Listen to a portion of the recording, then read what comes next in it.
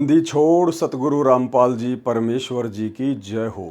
सत्साई भाई और बहनों, दया परमपिता परमेश्वर, सारी सृष्टि के रचनहार, कुल मालिक सतगुरु रामपाल जी भगवान की, जिनके विशेष आशीर्वाद से, जिनकी विशेष कृपा दृष्टि से, रहम दृष्टि से आप और हम सभी साध संगति से जुड़े हुए सत्सेवक भाई बहन उनके तत्व ज्ञान को आधार बनाकर निरंतर भक्ति मार्ग पर दृढ़ता के साथ आगे बढ़ पा रहे हैं।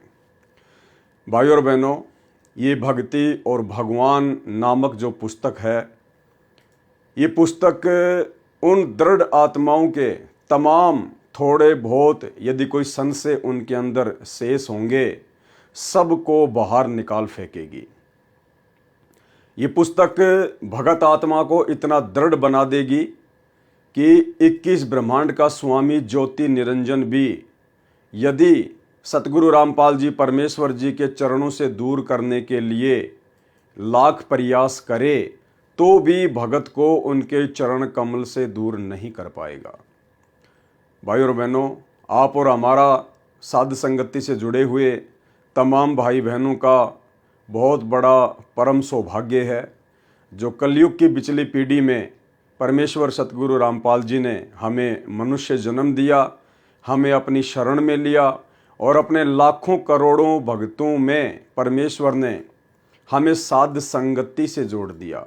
परमेश्वर ने हमें सतलोक के ट्रेनिंग सेंटर में जोड़ दिया, क्योंकि ये परम सत्य है। आज भले ही अपनी नादानी या ना समझी के चलते कुछ आत्माओं को ये लगता हो कि साध संगति कुछ नहीं है, लेकिन ये उनकी सबसे बड़ी अज्ञानता है। साध संगति ही सतलोक के लिए एकमात्र ट्रेनिंग सेंटर है। यदि आप इस कलयुग की पिछली पीढ़ी में और इसी मनुष्य जन्म में सतलोक जा सकते हैं तो परमेश्वर रामपाल जी के आशीर्वाद से ये जो साध संगतियाँ चल रही हैं, इन साध संगतियों से जुड़कर एक नेक भगत बनकर, मर्यादित भगत बनकर, गुरु भगत बनकर ही आप जी सतलोक के योग्य बन सकते हैं। दूसरा कोई तरीका परमेश्वर जी ने नहीं रखा है। बाकी रही बात राग द्वेष और ईर्ष्या की, तो ये राग द्वेष और ईर्ष्या तो सतगुरु रामपाल जी परमेश्वर जी के साथ में भी सन 1994 से और उससे पहले भी जब वे एक भगत की भूमिका में थे, आदरणीय रामदेवानंद जी को अपना मुंह बोला गुरु बनाकर भक्ति करते थे, उस समय भी सैकड़ों की संख्या में दुश्मन जो लोग संत रामपाल जी से राग द्वेष ईर्ष्या रखते थे।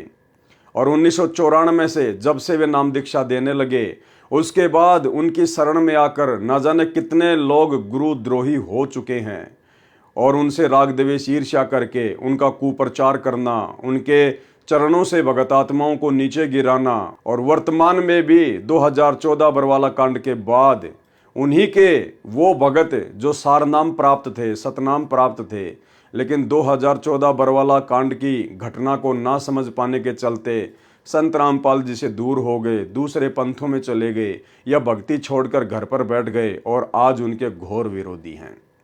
तो भाई और बहनों, ये सिलसिला तो इस काल लोक में सदा से चलता आया है। जब जब परमपिता परमेश्वर जी ने अपना सत्य मार्ग कहीं से भी शुरू किया है, काल ने आत्माओं में कुप्रेरणा करके उनका घोर विरोध करवाया ही करवाया है। और जब सतगुरु रामपाल जी परमेश्वर अपनी सत आत्माओं में सत्य प्रेरणा करके अपने सत मार्ग को आगे बढ़ाएंगे, जैसे वर्तमान में साध संगति के माध्यम से बढ़ा रहे हैं, तो काल कैसे चुप बैठने वाला है। अब काल स्वयं तो विरोध करने के लिए आता नहीं, क्योंकि वो तो किसी के सामने प्रकट होता नहीं, इसलिए वो उन भक्तों के अंदर कुप्रेरणा करेगा जिन भक्तों के अंदर राग द्वेष ईर्ष्या और मान बढ़ाई का रोग लगा हुआ है। तो उन आत्माओं के अंदर कुप्रेरणा करके अपने भगत भाइयों का विरोध करवाएगा और परमेश्वर के सतमार्ग को झूठा साबित करने का कुप्रयास भी करवाएगा। तो भाई और बहनों, ये पुस्तक भक्ति और भगवान कोई सामान्य पुस्तक नहीं है। इन पुस्तकों को भगत समाज ने नहीं पढ़ा, नहीं पढ़ता था, इसीलिए परमपिता परमेश्वर जी ने इस 2 कोड़ी के तुच्छ जीव पवन दास को खड़ा किया, निमित्त बनाया, ताकि मैं भी इस पुस्तक को पढ़ूं और आप भाई बहनों को भी इस पुस्तक को पढ़ाऊं। और जो जो गूढ़ रहस्य परमपिता परमेश्वर जी ने इस पुस्तक में छुपा रखे हैं, यानी बहुत सारी भक्ति मार्ग की ऐसी गूढ़ बातें होती हैं जो सतगुरु रामपाल जी परमेश्वर जी अपने सत्संगों में नहीं कह पाते हैं। वो बातें परमेश्वर फिर पुस्तकों में लिख देते हैं। और इसीलिए गुरुदेव भगवान विशेषकर कई बार सत्संगों में जोर देते हैं कि बच्चों, आप पुस्तकें ले जाते हो लेकिन आप पुस्तकों को पढ़ते नहीं हो, आपको पुस्तकें पढ़नी चाहिए। तो परमेश्वर ने दास को निमित्त बनाया, दास को खड़ा किया, और इस पुस्तक के अंदर बहुत सारे गूढ़ रहस्य हैं, बहुत सारे भक्ति मार्ग के राज हैं जो अभी तक संगत नहीं जानती है। परमेश्वर जी ने दया बख्शी दास के ऊपर, और अब इस दास के माध्यम से परमेश्वर भगत समाज तक उन गूढ़ रहस्यों को, उन भक्ति मार्ग के विशेष संदेशों को पहुंचाएंगे। भाइयों और बहनों, परमात्मा चाहते हैं कि सतलोक जाने के मार्ग में ये काल कहाँ कहाँ भगत आत्माओं को तोड़ेगा, कहाँ कहाँ ये आत्माओं के अंदर कुप्रेरणा करके उनको भक्ति मर्यादाओं से नीचे गिराएगा कि ये आत्मा त्रिकुटी तक भी ना पहुंच जाए। आगे की यात्रा तो बहुत दूर की बात है, कहीं ये आत्मा इन कमलों से पार होकर त्रिकुटी तक ना पहुंच जाए, क्योंकि त्रिकुटी पर तो फिर इसे परमात्मा मिल जाएगा, सतगुरु भगवान मिल जाएगा, फिर तो इसे कोई चिंता नहीं, किसी प्रकार की कोई दिक्कत नहीं। लेकिन ये आत्मा त्रिकुटी तक ना पहुंच जाए, त्रिकुटी तक पहुंचने के योग्य ना बन जाए, उसके लिए ये काल हर प्रकार से जो कुप्रयास कर सकता है, साम दाम दंड भेद से कोई भी घटिया नीति अपना सकता है, वो अपनाएगा। और सतगुरु रामपाल जी भगवान भी यही चाहते हैं कि मैं अपने तत्व ज्ञान से, आध्यात्मिक ज्ञान से अपनी आत्माओं को इस कदर भक्ति के रंग में रंग दूं, अगर 21 ब्रह्मांड का स्वामी ज्योति निरंजन भी धरती पर उतर कर आए तो मेरी आत्माओं को भ्रमित ना कर पाए। और ये विशेष दया, ये परम सौभाग्य परमेश्वर ने अपने सत्सेवक बच्चों के ऊपर बख्शा है, जो पिछले 8-9 वर्षों से लगातार साध संगति से जुड़कर भक्ति मार्ग के गूढ़ रहस्यों को समझते जा रहे हैं। भाइयों और बहनों, इस पुस्तक भक्ति और भगवान का एक पार्ट जो कि भूमिका के अंतर्गत था, आप जी देख चुके हैं, बहुत सारी बातें आपको समझ में आ गई होंगी। अब ये इस पुस्तक भक्ति और भगवान का दूसरा पार्ट है। और भाइयों और बहनों, परमात्मा इस पार्ट में हमें समझाएंगे कि गुरुद्रोही कौन होता है, गुरुद्रोही की क्या परिभाषा होती है, गुरुद्रोही के क्या लक्षण होते हैं, और कब और कैसे सतगुरु अपने भगत को गुरुद्रोही घोषित करता है। 650 साल पहले परमात्मा ने एक वैश्या को, जो पहले वैश्या कर्म करती थी, गणिका कर्म करती थी, जब उस बहन को ज्ञान हुआ, सत्संग सुना, तो उसने परमेश्वर जी से उपदेश ले लिया। वो भगतमती बन गई, परमेश्वर की शिष्या बन गई, लेकिन संगत अभी भी उसे वैश्या ही मान रही थी, उसे गणिका ही मान रही थी, उससे राग द्वेष ईर्ष्या करती थी, लड़ती थी, झगड़ती थी, भला बुरा कहती थी कि आश्रम में मत आया कर, तू गुरुजी को बदनाम करवाएगी। और फिर परमेश्वर ने उसी गणिका बहन को निमित्त बनाकर, जिस गणिका को हे दृष्टि से देखा जाता था, उसी को खड़ा करके, उसी को निमित्त बनाकर परमेश्वर ने उन 64 लाख भगतों की परीक्षा ली, और 64 के 64 लाख भगत फेल हो गए। उस गणिका बहन को तो परमेश्वर जी ने स्वर्ग में बैठा दिया, चमरा जुल्हा तर गए और छिपा नाई रे, गणिका चढ़ी विमान में सुरगापुर धाई रे। और बाकी जो 64 लाख अपने आप को डेढ़ सियाणे समझ रहे थे, परमेश्वर ने उनको बार बार माँ के गर्भ में जन्म दिया, उनको माँ के गर्भ में नरक कुंड भोगने के लिए बाध्य किया। तो भाइयों और बहनों, ठीक इसी प्रकार परमात्मा आज धरती पर है, और वही परमात्मा कबीर साहिब है, तो परीक्षा भी वही होंगी, लीला भी वही होंगी, थोड़ा बहुत जो प्रारूप है वो अवश्य बदल जाएगा। अब ऐसा नहीं है कि वर्तमान में भी परमात्मा कोई हाथी किराए पर लेंगे और किसी को हाथी पर बैठा कर फिर भक्तों की परीक्षा लेंगे। वो समय कुछ और था, आज समय कुछ और है। देश काल और परिस्थितियों के अनुसार परमात्मा अपने भक्तों की समय समय पर परीक्षा लेते हैं। वर्तमान जो समय है भक्तों की परीक्षा का, जितने भी भगत परमेश्वर ने सन 1994 से लेकर 2014 तक इकट्ठे किए, उन भक्तों की परीक्षा सन 2014 बरवाला कांड से लेकर वर्तमान समय तक निरंतर जारी है। और सौभाग्य है मुझ पवन दास का जो परमेश्वर ने उन तमाम लाखों भक्तों की परीक्षा के लिए मुझ 2 कोड़ी के नीच तुच्छ प्राणी पवन दास को निमित्त बनाया। क्यों? क्योंकि संगत एक गुरुद्रोही की परिभाषा नहीं समझ पाई। 30 वर्षों से सतगुरु के सत्संग सुनकर संगत गुरुद्रोही किसे कहते हैं, गुरुद्रोही के लक्षण क्या होते हैं, गुरुद्रोही के कर्म क्या होते हैं, संगत नहीं समझ पाई। तो भाई और बहनों, ये भक्तों की परीक्षा थी 2014 बरवाला कांड के बाद से। और क्यों परमेश्वर ने मुझ 2 कोड़ी के तुच्छ प्राणी पर इतनी बड़ी मेहर की, दया की। परमेश्वर जी ने सतलोक आश्रम मैनेजमेंट हरियाणा के कहने पर, अपने कलयुगी बेटा बेटी भाई बंधु रिश्तेदारों के कहने पर, उनकी शिकायतों पर क्यों मुझ पवन दास को अपनी ऑडियो में, वीडियो में गुरुद्रोही घोषित किया। इसके पीछे बहुत सारे गहरे रहस्य हैं, राज हैं। आने वाले समय में ये घटनाएं इतिहास बनेंगी। आने वाले हजारों वर्षों तक जो सतगुरु रामपाल जी परमेश्वर जी का ये सतज्ञान धरती पर चलेगा। आने वाली आत्माएं इस पवन दास को आधार बनाकर, इस पवन दास के ऊपर परमेश्वर ने जो एक फिल्म बना दी है गुरुद्रोही वाली, इस गुरुद्रोही वाली फिल्म को देखकर आने वाली आत्माएं भक्ति मार्ग पर सावधान होंगी। तो भाई और बहनों, 2014 बरवाला कांड के उपरांत इतने वर्षों के बाद अब गुरुद्रोही शब्द की क्या परिभाषा है, गुरुद्रोही के क्या लक्षण होते हैं, गुरुद्रोही कौन होता है, ये पवन दास गुरुद्रोही है या गुरुमुखी है, ये बात भी परमात्मा इस लाखों की संगत तक इस पवन दास को निमित्त बनाकर ही संदेशा भिजवाएंगे। इस वीडियो के माध्यम से, भक्ति और भगवान पुस्तक के माध्यम से।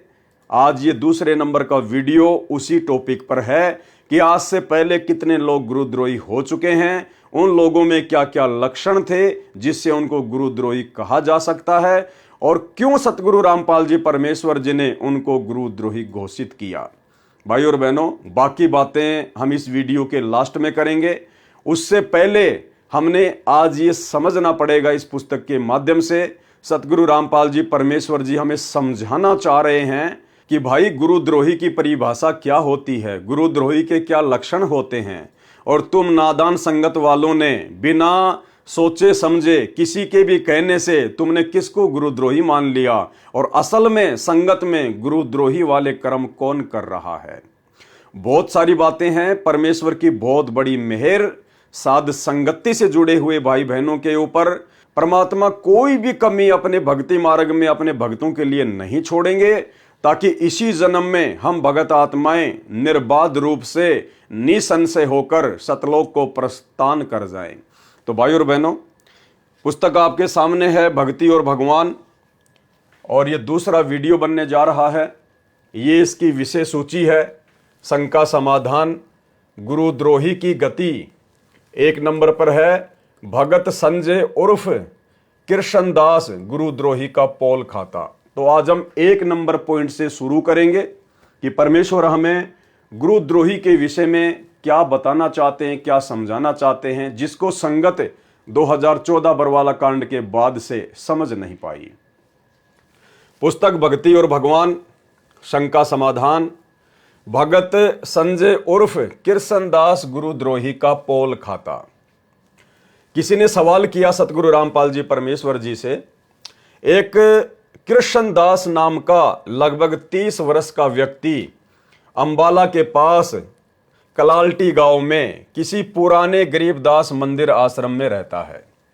भगवा वस्त्र धारण किए है, वह भी आप वाले नाम मंत्र दान करता है। आप तो कहते हो कि वर्तमान में इन मंत्रों का किसी को ज्ञान नहीं, नाम देने का किसी को अधिकार नहीं। क्या उस व्यक्ति से जो स्वयंभू गुरु बना है आत्म कल्याण संभव है? उत्तर परमेश्वर रामपाल जी ने क्या दिया? संगत माही कुसंगत उपजय, जैसे बण में बांस, और आप पे घिस घिस आग लगा ले, करे बनखंड का भी नाश। आदरणीय गरीबदास जी महाराज ने अपनी अमृतवाणी में कहा है कि पूर्ण संत की संगत में कुसंगत अर्थात गुरुद्रोही उत्पन्न होते हैं। वे सारी संगत को ऐसे नष्ट कर देते हैं जैसे वन में बांस उपजते हैं, फिर आपस में हवा के झोंकों से घिस घिस कर अग्नि लगाकर सारे वन को नष्ट कर देते हैं। ऐसा ही उदाहरण उस संजय उर्फ कृष्णदास पुत्र श्री बलवान मिस्त्री गांव करोथा वाले ने पेश किया। उस व्यक्ति का पहला नाम सुरेंद्र, दूसरा संजय तथा तीसरा आप बता रहे हैं कृष्णदास है। वह पहले मुसदास का शिष्य था। सतगुरु रामपाल जी परमेश्वर कह रहे हैं कि पहले वह व्यक्ति मुसदास का शिष्य था। वह इसी गांव करोथा का वासी है। कुछ वर्ष तक मर्यादा में रहकर सेवा तथा सुमरण करता रहा। जो ज्ञान ये दास प्रचार करता है उसे भी याद हो गया तथा बोलने की शैली सुधार कर तड़क भड़क कर बोलने लगा तथा चटक मटक कर चलना उसका स्वभाव है। आंखें बंद करके अकड़ कर बैठकर दिखावटी बुगला भजन करके ढोंग अर्थात दंभ करके प्रभुता व प्रशंसा का पात्र बनना उसके विनाश का कारण बना। क्योंकि ऐसे हट करके एक स्थान पर बैठना पवित्र गीता जी तथा पवित्र अमृतवाणी परमेश्वर कबीर साहिब जी तथा गरीबदास जी महाराज के अनुसार शास्त्र विरुद्ध है। उस व्यक्ति ने मुसदास से तीनों मंत्र प्राप्त किए। चापलूसी करना तथा कपट युक्त बातें करना उसकी आम बात है। वह चातुर प्राणी है तथा महिमा का भूखा है। मुसदास के साथ साथ रहते हुए भी मुझसे छुपाकर अपने आप को महाराज कहलवाता था। यानी सतगुरु रामपाल जी परमेश्वर जी ने जिस संजय नाम के व्यक्ति को सन 2000 के आसपास गुरुद्रोही घोषित किया, जो वर्तमान में हरियाणा के अंबाड़ा के पास में कलाल्टी गांव में एक गरीबदासी आश्रम में संत बनकर रह रहा है, परमेश्वर ने क्या लक्षण बताया कि वो क्यों गुरुद्रोही हुआ। परमेश्वर क्या कह रहे हैं कि मुझसे छुपाकर अपने आप को महाराज कहलवाता था। तो भाइयों और बहनों, आपने ये लक्षण क्या मुझ पवनदास में देखा? क्या मैं पवनदास कभी अपने आप को महाराज कहलवाता हूं? यदि कोई भगत मुझे जहां जहां साथ संगतियां होती हैं या फोन पर बातें होती हैं, यदि कोई भगत मुझे विशेष मान या सम्मान भी देने का प्रयास करता है, तो ये दास पवनदास परमेश्वर के ज्ञान आधार से अपने आप को सुरक्षित रखते हुए और उस भाई को समझाते हुए सारी संगत के सामने उसी समय उसको टोक देता है कि भाई आज के बाद ऐसी गलती ना करना। हम सबका सरदार, हम सबका भगवान, हम सबका महाराज, हम सबका बाप, हम सबका कैप्टन केवल एक ही है, सतगुरु रामपाल जी परमेश्वर। बाकी हम जितने भी भगत भाई बहन हैं, हम सब जीव हैं, दो कोटि के प्राणी हैं। आप और हमारी कोई हैसियत नहीं है। भक्ति मार्ग में ना कोई जूनियर होता ना कोई सीनियर होता। परमेश्वर के लिए भगत चाहे काला हो, चाहे पीला हो, चाहे गोरा हो, चाहे लूला हो, चाहे लंगड़ा हो, चाहे अमीर हो, चाहे गरीब हो, कैसा भी हो, स्त्री हो या पुरुष हो, बच्चा हो, बूढ़ा हो, परमेश्वर सतगुरु रामपाल जी के रूप में सब समान दृष्टि से हैं। तो जो मान सम्मान आप जी अपनी अज्ञानतावश मुझ पवनदास को देना चाहते हो, आपने तमाम भगत भाई बहनों को एक दृष्टि से देखना है। यहां परमेश्वर के अलावा कोई मान सम्मान का पात्र नहीं है। इसलिए ऐसी गलती दोबारा ना करना, क्योंकि मुझ पवनदास को भी डर लगता है, भय लगता है। भाई मैं तो एक भगत हूं छोटा सा परमात्मा का, और भगत भी मैं तो सच्चा मुच्चा नहीं हूं, बनने का प्रयास कर रहा हूं गुरुदेव भगवान के आशीर्वाद से। मुझे तो अपना आत्म कल्याण करवाना है, या महाराज बनके या कोई संत बनके अगले जन्म में गधा बनके यहीं पे नहीं डोलना मुझे। इसलिए दास भी डरता है और भाई बहनों को भी साथ संगति के माध्यम से सावधान करता है कि खबरदार, अगर आज के बाद अपने गुरुदेव भगवान के अलावा किसी को भी विशेष सम्मान के योग्य समझा तो अन्यथा परमेश्वर तुरंत अपने चरणों से नीचे गिरा देंगे। तो आप भाई बहनों ने सन 2014 बरवाला कांड के बाद जब से मुझ दास को गुरुद्रोही घोषित करवाया गया है जबरन जबरदस्ती, आपने कभी भी, मेरे हजारों की संख्या में वीडियो हैं और सन 2015 के लास्ट से वर्तमान 2024 तक ये दास संगत में एक्टिव रहा है। आप सभी भाई बहनों के लिए वीडियो बनाता हूं, परमेश्वर के भक्ति मार्ग से आपको परिचित करवाता हूं। और जितने भी काल प्रेरित लोग हैं, सतलोक आश्रम मैनेजमेंट हरियाणा, गुरुदेव का कलयुगी परिवार, ये कोऑर्डिनेटर जो बहुत अच्छे भगत बनकर और संगत में परमेश्वर के ज्ञान और विधान के विपरीत आपसे कुकर्म करवाते हैं, आप लोगों को जगाता हूं, सावधान करता हूं, ताकि आपकी मर्यादा बचे, आपकी भक्ति बचे। तो आपने पिछले 9-10 वर्षों में मुझ दास के मुख से कभी भी नहीं सुना होगा कि भाई आप मुझे संत कहिए, आप मुझे छोटा महाराज कहिए, आप मुझे भगवान कहिए, या हमने कोई आश्रम खोलना है, या हमने कोई संत की पदवी प्राप्त करनी है। आपको इस प्रकार की कोई भी घटिया बातें जो एक गुरुद्रोही व्यक्ति में होती हैं, आपको कहीं भी नजर नहीं आएंगी। तो जो कृष्ण दास था, जिसको गुरुदेव भगवान ने गुरुद्रोही घोषित किया, उसका सबसे पहला जो गलत कार्य था, क्या था? मुझसे छुपाकर अपने आप को महाराज कहलवाता था। सतगुरु रामपाल जी परमेश्वर कह रहे हैं कि मुझसे छुप छुपाकर संगत में अपने आप को महाराज कहलवाता था तथा आशीर्वाद देता था। भाई और बहनों, गुरुद्रोही के लक्षण होते हैं ये कि वो अपने गुरुदेव से छुप छुपा के और संत बनने की चाहत में लोगों को आशीर्वाद देता है।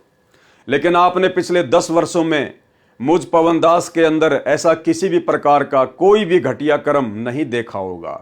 ये दास तो सौपन में सोच भी नहीं सकता। मैं तो अपने गुरुदेव भगवान के आशीर्वाद का प्यासा हूं।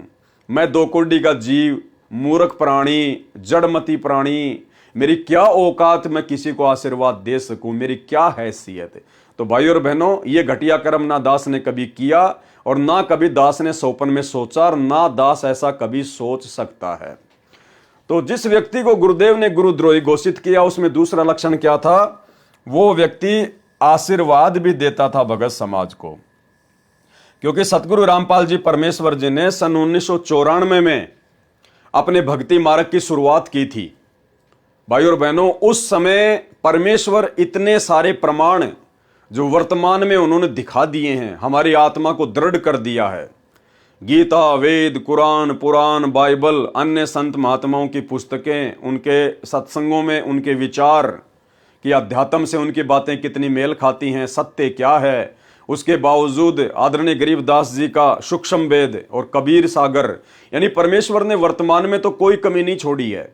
लेकिन जिस समय गुरुदेव भगवान ने अपने मार्ग की शुरुआत की थी, उस समय परमात्मा ने ये तमाम सबूत, ये प्रमाण, एविडेंस शास्त्रों से नहीं दिखाए थे, जिस कारण से संगत इतनी परिपक्व नहीं हो पाई थी, जिसका फायदा काल प्रेरणा से काल ने अपने एजेंट संगत में भेजे। जिस प्रकार ये कृष्णदास, इस प्रकार के लोगों को काल ने संगत में भेजा अन्य भगत भाई बहनों की आस्था को तोड़ने के लिए, उनकी मर्यादाओं को तुड़वाने के लिए। तो वो व्यक्ति अपने ही भगत भाई बहनों को अपने आप को संत समझकर, महाराज समझकर उनको आशीर्वाद दिया करता था। और ज्ञानहीनता में, नादानी में वो भगत आत्माएं भी जो थोड़ी बहुत थी, वो आत्माएं उससे आशीर्वाद भी लिया करती थी। तो भाई और बहनों, ये वीक पॉइंट हैं। ये जो पुस्तक है भक्ति और भगवान, जिसका विशेष जिक्र गुरुदेव भगवान ने किया है आप और हमारे पढ़ने के लिए, तो साथ साथ में परमात्मा चाहते हैं कि हम इन सभी पॉइंटों से भली भांति परिचित हो जाएं कि आपके गुरुजी के अलावा इस सृष्टि में दूसरा कोई महाराज कहलाने का अधिकारी नहीं है। इनकी शरण के अलावा जितने भी लोग हैं, जितने भी साधु संत महात्मा हैं, वो चाहे लाख अपने आप को महाराज कहें, हमें कोई फर्क नहीं पड़ता। लेकिन परमेश्वर सतगुरु रामपाल जी से उपदेश लेने के बाद यदि इनका कोई भगत अपने आप को महाराज कहलवाता है या भक्तों को आशीर्वाद देता है, तो समझ लेना वो पक्का काल का एजेंट है, काल का दूत है, पक्का गुरुद्रोही है। ऐसे आत्माओं से हमने विशेष तौर पर सावधान रहना है। तो 2 लक्षण आपने देख लिया। तीसरा लक्षण गुरुद्रोही का, तथा कहता था कि मैंने तुम्हारे घर पर भोग लगाया था, इसलिए तुम्हें लाभ हुआ। भोग लगाने का मतलब वो 3 दिन का पाठ करता था। आदरणीय गरीबदास जी महाराज जी के सदग्रंथ साहिब को ले जाकर, और जो नादान भगत थे उनके घरों पर जाकर 3 दिन तक वो महाराज बनकर, संत बनकर आदरणीय गरीबदास जी की वाणियों का पाठ किया करता था और कहता था कि मैंने तुम्हारे घर पर पाठ किया है, मैंने तुम्हारे घर पर आदि अंत का भोग लगाया है, इसलिए तुम्हें तमाम लाभ हो रहे हैं। तो ये तीसरी पहचान तो भाई और बहनों हम तो सोच भी नहीं सकते। हम सत्सेवक तो उल्टा सतलोक आश्रम मैनेजमेंट हरियाणा के द्वारा, गुरुदेव के कलयुगी परिवार के द्वारा, आज गुरुदेव भगवान की गैर हाजिरी में धर्म को धंधा बनाकर जगह जगह आश्रम खोलकर इन पत्थरों में पैसा बर्बाद करवाकर जिस प्रकार से ये पाठ शुरू किए हैं, हम तो इनका विरोध कर रहे हैं ज्ञान आधार से कि पाठ करने के अधिकारी तो केवल सतगुरु रामपाल जी परमेश्वर जी हैं या उनकी आज्ञा से ही कोई भगत पाठ पर बैठ सकता है। तो हम तो उल्टा ज्ञान आधार से सतलोक आश्रम मैनेजमेंट हरियाणा के पाखंड का विरोध कर रहे हैं, भला हम कहां पाठ करने वाले हैं। तो ये तीसरा कुलक्षण गुरुद्रोही का, वो जगह जगह जाकर भक्तों के घरों पर भोग लगाया करता था तथा कहता था कि मैंने तुम्हारे घर पर भोग लगाया था इसलिए तुम्हें लाभ हुआ है। जबकि संत रामपाल जी की लाखों करोड़ों की संगत में से कोई भी व्यक्ति यह कहने का साहस नहीं कर सकता कि पवन दास ने हमारे घर पर आकर आदरणीय गरीबदास जी महाराज जी का वो 24,000 वाणियों वाला सदग्रंथ साहिब लेकर और हमारे घर पर बैठकर 3 दिन तक पाठ किया और भोग लगाया। क्योंकि भाई और बहनों हम भगत हैं और भगत की क्या मर्यादा होती है, भगत का क्या अधिकार क्षेत्र है, ये परमेश्वर सतगुरु रामपाल जी ने अपने सत्संगों में भली भांति बता दिया है, समझा दिया है और परमेश्वर का विशेष आशीर्वाद है साथ संगति पर। इसलिए ऐसी घटिया हरकत या ऐसी गलती कम से कम साथ संगति से जुड़े हुए भाई बहन तो नहीं करने वाले हैं। तो 3 लक्षण आपने देख लिए भाई और बहनों। यदि संगत में कोई भगत इस प्रकार की घटिया हरकत करता है, आपके घर पर आकर पाठ करने की सलाह देता है और आदरणीय गरीबदास जी महाराज जी के सदग्रंथ को पढ़ता है और भोग लगाने की बात कहता है, तो समझ लेना वो पक्का काल का दूत है, पक्का गुरुद्रोही है और आपको परमात्मा से दूर करने का काल प्रेरणा से षड्यंत्र रच रहा है। एक सेवक ने मुझे बताया, यानी सतगुरु रामपाल जी परमेश्वर जी कह रहे हैं कि एक सेवक ने मुझे बताया कि ये संजय कहता है कि मैं जिसके भोग लगाता हूं उसी को लाभ होता है। इस दास ने उस सेवक की बात पर विश्वास नहीं हुआ, सोचा इनकी आपस में अनबन हो गई होगी, इसलिए ऐसे अच्छे भगत की निंदा कर रहा है। ऐसी ऐसी कई सेवकों की शिकायतें सुनी तो भी विशेष ध्यान नहीं दिया। क्या कह रहे हैं सतगुरु रामपाल जी परमेश्वर कि फिर एक भगत ने आकर मुझे कहा कि जी ये संजय ऐसे ऐसे घटिया काम कर रहा है। तो गुरुदेव ने कहा कि मैंने कोई विशेष ध्यान नहीं दिया। उसके बाद और भी बहुत सारे भक्तों ने कहा कि जी वो ऐसे ऐसे उल्टे काम कर रहा है। तो गुरुदेव कह रहे हैं तो भी मैंने कोई विशेष ध्यान नहीं दिया कि हो सकता है आपस में भक्तों की अनबन होगी और एक दूसरे की निंदा चुगली कर रहे होंगे। भाई और बहनों, ये जो वीडियो बनने जा रहा है और जब ये गुरुद्रोही वाली बात पूरी हो जाएगी, अंत में चाहे एक वीडियो बने या 2 वीडियो बने, तब आप भाई बहनों की आंखें खुल जाएंगी पूरी तरह से कि हां वास्तव में गुरुद्रोही क्या होता है और मुझ पवन दास को कैसे सतलोक आश्रम मैनेजमेंट हरियाणा के मात्र एक बार ही कहने से, केवल पहली शिकायत में ही, और वो भी झूठी शिकायत है। क्योंकि बरवाला कांड के बाद हम सत्सेवकों ने देखा कि गुरुजी का परिवार काल प्रेरित होकर और धर्म को धंधा बनाकर और भगत समाज को गुरुदेव के सत्संगों के विरुद्ध चला रहा है, गुरुदेव की आज्ञाओं के विरुद्ध कुकर्म करवा रहा है। तो हमने इन लोगों का विरोध करना शुरू किया, जो कि एक सच्चे भगत का प्रथम लक्षण है। क्योंकि जिस पाखंड और अज्ञान को समाप्त करने के लिए उसका बाप संघर्ष करते हुए जेल में बैठा है, वो भगत भला कैसे बाहर उसके बाप के मार्ग में, उसके परमेश्वर के मार्ग में, उसके गुरुदेव के भक्ति मार्ग में यदि कोई पाखंड फैलाएगा, अज्ञान का समावेश करना चाहेगा काल प्रेरणा से, तो वो भगत चुप नहीं बैठ सकता। तो हम सत्सेवक चुप नहीं बैठे और हमने उनका विरोध करना शुरू किया प्यार प्रेम से, ज्ञान आधार से। तो इन लोगों को लगा, गुरुदेव के परिवार को लगा कि ये लोग हमारे धार्मिक धंधे में बीच में बाधा पैदा करेंगे। तो काल ने गुरुदेव के कलयुगी परिवार में कुप्रेरणा करके और मुझ पवन दास के प्रति राग द्वेष ईर्ष्या मन में रखते हुए और सतगुरु रामपाल जी परमेश्वर जी को एक आम व्यक्ति मानते हुए, मानुष समझते हुए हिसार जेल में झूठी शिकायतें करनी शुरू कर दी।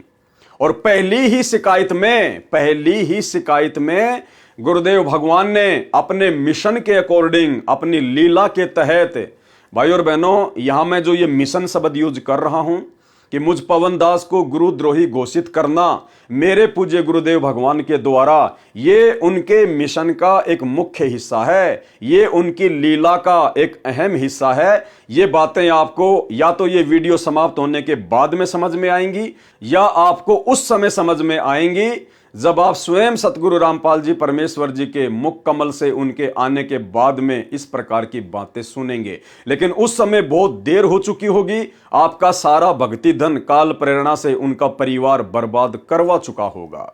तो मुझ पवन दास को तो मात्र एक बार की झूठी शिकायत पर ही सतगुरु रामपाल जी परमेश्वर जी ने अपनी लीला के तहत, अपने मिशन के तहत तुरंत गुरुद्रोही घोषित कर दिया, पीला पर्चा निकाल दिया, लेटर लिख दिया।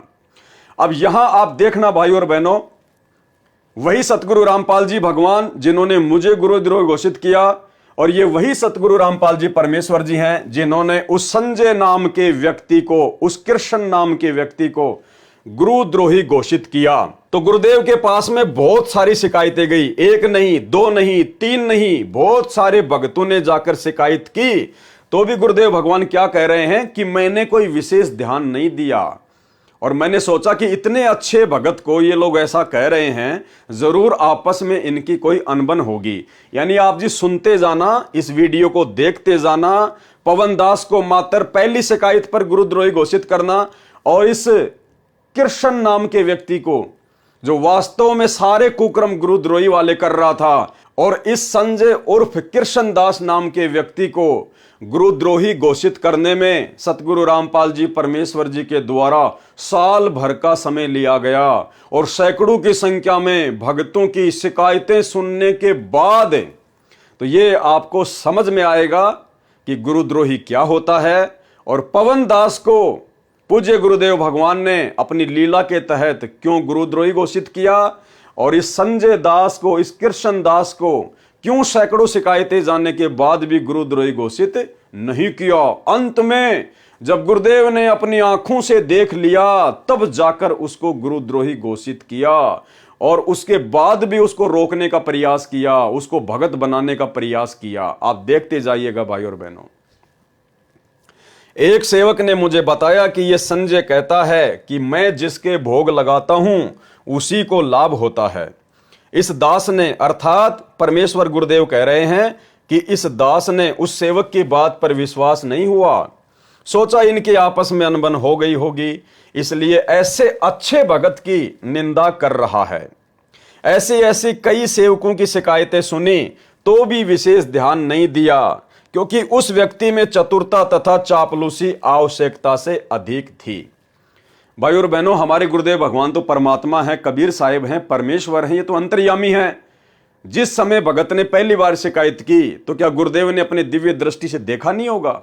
क्या परमेश्वर को पता नहीं? उनके तो आंखों के सामने सारी घटनाएं रहती हैं कि वास्तव में वो व्यक्ति गुरुद्रोही वाले काम कर रहा है या नहीं कर रहा है। परमेश्वर को सब पता था, लेकिन परमेश्वर दयालु हैं, परम दयालु हैं। परमेश्वर चाहते हैं कि आत्मा भक्ति मार्ग पर लगी रहे, उसको समझा बुझाकर भक्ति पर लगा के रखूं, उसके कर्म फूटने से बचें। इसके बावजूद भी परमेश्वर ने उन बातों को टाल दिया कि भाई हो सकता है आपस में इनकी खींचातानी हो गई होगी। मुझ दास को फिर भी शक नहीं हुआ। गुरुदेव कह रहे हैं उसकी इतनी शिकायतें आने के बाद भी मेरे को शक नहीं हुआ कि सचमुच यह इतना गिर चुका है। एक दिन यह दास गांव कसरेटी में पाठ करने गया हुआ था। हरियाणा में कोई गांव है कसरेटी, वहां गुरुदेव भगवान कह रहे हैं कि मैं पाठ करने गया हुआ था। वहां पर एक बहन आई, उसका एक 5 वर्षीय लड़का था। उसने आते ही पूछा, उस बहन ने आते ही पूछा, जहां गुरुदेव बैठे हुए थे, उसने आते ही पूछा कि संजय महाराज कहां है। मेरे पास बैठे सेवक ने पूछा क्या काम है? महाराज जी तो यहां बैठे हैं। उस बहन ने कहा ये नहीं है। उस बहन ने कहा कि ये नहीं है। जो संत रामपाल जी बैठे हुए थे, उस बहन ने कहा कि ये वाला महाराज नहीं, वह तो कम आयु का है, वो तो जवान है, वो तो थोड़ी उम्र का है। उस बहन ने बताया मैं मालचा की लड़की हूं। मालचा कोई गांव है, मैं वहां की लड़की हूं। और वह महाराज वहां मिला था, वो संजय महाराज, संजय उर्फ कृष्णदास, वह महाराज मुझे वहां मिला था। मेरे लड़के को बोलने में अटक लगती है, यानी वो हकला के बोलता था उसका लड़का। संजय महाराज से 2 बार तो हाथ रखवा लिया है। वह कह रहा था कि ठीक ना होवे तो फिर से ले आना। यानी उस कृष्णदास उर्फ संजय ने उसके बेटे के सिर पर 2 बार हाथ रखा, आशीर्वाद दिया कि अब तेरा बच्चा अटक अटक के नहीं बोलेगा। वह कह रहा था कि ठीक न होवे तो फिर से ले आना, बच्चे पर आशीर्वाद का हाथ रखवाना है। वो बहन क्या बोली कि जल्दी से बताओ महाराज कहां हैं, जबकि गुरुजी भी वहीं बैठे हुए थे। बोले जल्दी से बताओ, मुझे बच्चे के सिर पर हाथ रखवाना है, बच्चे पर आशीर्वाद का हाथ रखवाना है। मैं मालचा गई थी, वहां से पता चला कि कसरेटी में पाठ है, वहां मिलेगा। उसके पश्चात अब सतगुरु रामपाल जी परमेश्वर क्या कह रहे हैं, उसके पश्चात मुझ दास को विश्वास हुआ कि सेवक ठीक ही कहा करते थे। यानी गुरुदेव ने अपनी आंखों से जब सुन लिया उस बहन से, उसके बाद गुरुदेव कह रहे हैं कि मुझे तब जाकर यकीन हुआ कि भाई बाकी भगत बिल्कुल ठीक कह रहे थे। तो भाई मुझ पवन दास का सबसे पहली बात तो कोई ये नहीं बता सकता संगत में कि मैंने परमेश्वर के ज्ञान या विधान के अनुसार उनके सत्संगों के विरुद्ध घटिया कर्म क्या किया है। और दूसरा, ना ही मुझे सतगुरु रामपाल जी परमेश्वर जी ने आमने सामने होकर देखा है, ना ऐसा कोई प्रमाण किसी ने पेश किया है कि पवनदास गुरुद्रोही है, या पवनदास ने किसी के बच्चे को आशीर्वाद दे दिया, किसी के घर में जाके पाठ कर दिया, या पवनदास अपने आप को महाराज कहलवाता है, या पवनदास ने कोई भगवा वस्त्र धारण कर लिए हैं, पवनदास किसी को नाम देने लग गया है, या पवनदास ने कोई आश्रम खोल लिया है। कोई प्रमाण नहीं, कोई सबूत नहीं। लेकिन पहली शिकायत पर मुझदास को मेरे पूज्य गुरुदेव भगवान के द्वारा अपनी लीला के तहत गुरुद्रोही घोषित कर दिया गया। और यहां उसकी ढेरों शिकायत, लेकिन गुरुदेव कह रहे हैं कि मैंने अपनी आंखों से देखा। लेकिन भाई और बहनों, इतना ही पर्याप्त नहीं है। अभी भी गुरुजी ने उसको गुरुद्रोही घोषित नहीं किया। अभी आप सुनते जाना आगे आगे। उसके पश्चात मुझदास को विश्वास हुआ कि सेवक ठीक ही कहा करते थे। फिर भी सोचा कि मेरे सामने कोई दृष्टांत हो तब बात बने। गुरुदेव ने उस बहन के मुख से सुनने के बाद भी यकीन नहीं किया। और क्या कह रहे हैं गुरुदेव कि जब बात बने, जब मेरे सामने वो कोई ऐसी हरकत करे। तो पवनदास ने तो हिसार जेल में बैठे हुए गुरुजी के सामने ऐसी कोई हरकत की नहीं अभी तक, और ना उनके पीछे से कोई हरकत की। लेकिन मुझको पहले प्रयास में गुरुद्रोही, पहली शिकायत में गुरुद्रोही। और यहां गुरुदेव क्या कह रहे हैं, उस बहन के कहने के बावजूद गुरुदेव ने क्या सोचा, उसके पश्चात मुझदास को विश्वास हुआ कि सेवक ठीक ही कहा करते थे। फिर भी सोचा, गुरुदेव कह रहे हैं कि मैंने फिर भी सोचा कि मेरे सामने कोई दृष्टांत हो, कोई प्रमाण हो, ऐसा कोई घटिया कर्म वो करे, तब बात बने, तब मुझे विश्वास हो कि वो संजय उर्फ कृष्ण वास्तव में गुरुद्रोही है। एक दिन यह दास गांव बामड़ोला में एक पाठ पर गया हुआ था। गुरुदेव हरियाणा के गांव बामड़ोला में पाठ पर गए हुए थे। वहां एक लड़की को दौरे पड़ते थे। मुझदास से उपदेश लेने के पश्चात उस लड़की के दौरे कबीर देव की शक्ति से ठीक हो गए। वह स्वयंभू महाराज संजय भी वहां अधिक जाता था। उस बामड़ोला गांव में उस बहन के घर पर वो संजय भी जाया करता था, क्योंकि जिस फैक्ट्री में यह नौकरी करता था उसी फैक्ट्री में इसका साथी भी नौकरी करता था। उस साथी की रिश्तेदारी गांव बामड़ोला में थी, जिस कारण से ये वहां अधिक जाया करता था संजय। उस लड़के ने मुझे नहीं देखा था और शीघ्रता से उस नकली को दंडवत प्रणाम किया।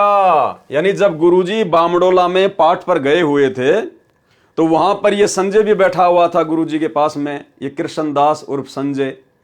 अब वो एक बहन आई और उस बहन ने तुरंत उस संजय को, छोटे महाराज को दंडवत प्रणाम किया और उसने भी आशीर्वाद दे दिया यूं यूं करके।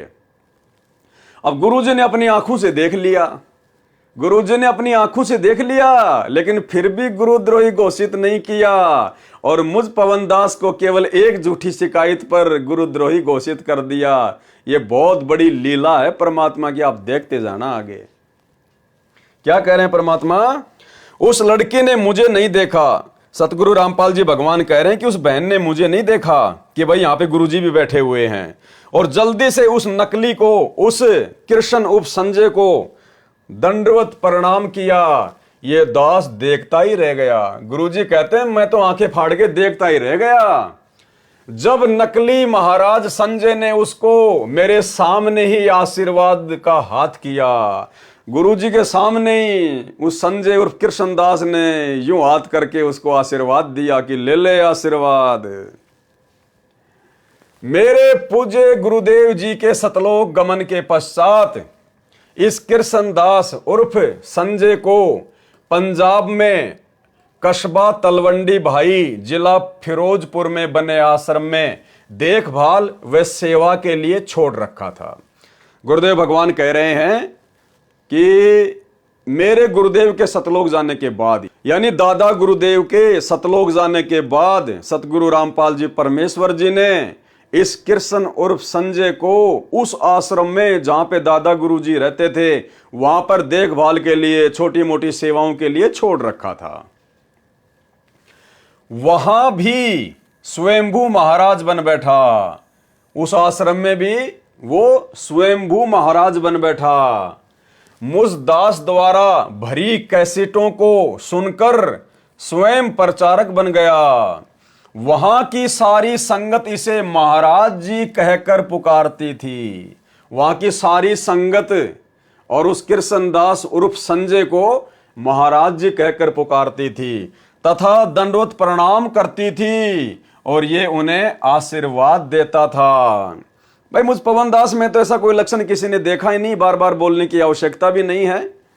तो सारे कुकर्म गुरुद्रोही वाले उसने शुरू कर रखे थे। ये दास रामपाल दास वहां पर केवल 1 या 2 रोज जा पाता था, क्योंकि हरियाणा में पाठों की भरमार चल रही थी। 2 साल के बाद मुझे पता चला, 2 साल के बाद भाई और बहनों, मुझे तो पहले दिन गुरुद्रोही, पहली शिकायत पे गुरुद्रोही, और यहां गुरुदेव के पास में बहुत सारी शिकायतें आ गई। गुरुजी ने अपनी आंखों से देख लिया कि भगत इसको दंडोत कर रहे हैं, ये भगतों को आशीर्वाद दे रहा है, और दादा गुरुजी के आश्रम में भी बैठकर अपने आप को महाराज कहलवाता है। और 2 साल बीत गई, 2 साल, लेकिन गुरुजी ने उसको गुरुद्रोही घोषित नहीं किया। वहां की सारी संगत इसे महाराज जी कहकर पुकारती थी तथा दंडवत प्रणाम करती थी और ये उन्हें आशीर्वाद देता था। ये दास रामपाल दास वहां पर केवल 1 या 2 दिन जा पाता था, क्योंकि हरियाणा में पाठों की भरमार चल रही थी। 2 वर्ष के बाद मुझे पता चला, 2 साल के बाद मुझे पता चला कि यह नादान अपने आप को महाराज कहलवाता है तथा आशीर्वाद भी देता है। तब सारी संगत को समझाया, तब इसे भगत जी कहने लगे। यानी गुरुजी ने संगत को समझाया कि भाई ये महाराज नहीं है, ये तो अपने आप को झूठ में महाराज कहलवाता है। तब जाकर संगत उसको भगत कहने लगी, भगत जी कहने लगी महाराज से। कुछ दिनों बाद जो इसे महाराज कहते थे, इस नकली महाराज की वास्तविकता का ज्ञान हुआ कि यह तो चुगलखोर है तथा इसमें कपट का अंत नहीं है, और पूजा के रुपयों में भी हेरा फेरी करता है। अपने छोटे भाई की तलवंडी में फर्नीचर की दुकान भी खुलवा दी है। तब वहां की संगत ने एक अन्य पुजारी लाकर छोड़ा। यह दास सत्संग करने गया, कहां पर? दादा गुरुदेव के आश्रम में। यह दास सत्संग करने गया तो देखा संगत 2 फाड़ हो चुकी है। यानी भाइयों और बहनों, जो ड्रामे काल प्रेरणा से वर्तमान में चल रहे हैं ये कोई नई बात नहीं है, क्योंकि परमात्मा पहले कह चुके हैं कि पूर्ण परमेश्वर की संगत में गुरुद्रोही पैदा होते हैं। संगत माही कुसंगत उपजय जैसे बन में बास। काल प्रेरणा से उनके मार्ग को अवरुद्ध करवाने के लिए तो सन 2000 के आसपास, 2000 से पहले भी गुरुदेव भगवान की संगत में दो फाड़ हो चुकी थी। जिस प्रकार वर्तमान में तो ज्ञान आधार से दो फाड़ हैं, और उस समय ये संजय उर्फ कृष्णदास जैसे गुरुद्रोहियों की वजह से संगत दो फाड़ हो चुकी थी। ये दास सत्संग करने गया तो देखा संगत दो फाड़ हो चुकी है, आपस में लड़ने को तैयार हैं। जैसे वीर सिंह बघेल और बिजली खान पठान आपस में लड़ने को तैयार थे, ऐसे संगत आदि संगत तो हो गई संत रामपाल जी की तरफ, और आदि संगत हो गई उस गुरुद्रोही व्यक्ति की तरफ, संजय उर्फ कृष्णदास की तरफ, और मरने मारने को तैयार हो गई कि वो कह रहे हैं कि नहीं ये कृष्णदास असली महाराज है, और बाकी कहने लगे नहीं संत रामपाल जी असली महाराज हैं, और मरने मारने को तैयार हो गए। जबकि भाई और बहनों आज ऐसी स्थिति नहीं है।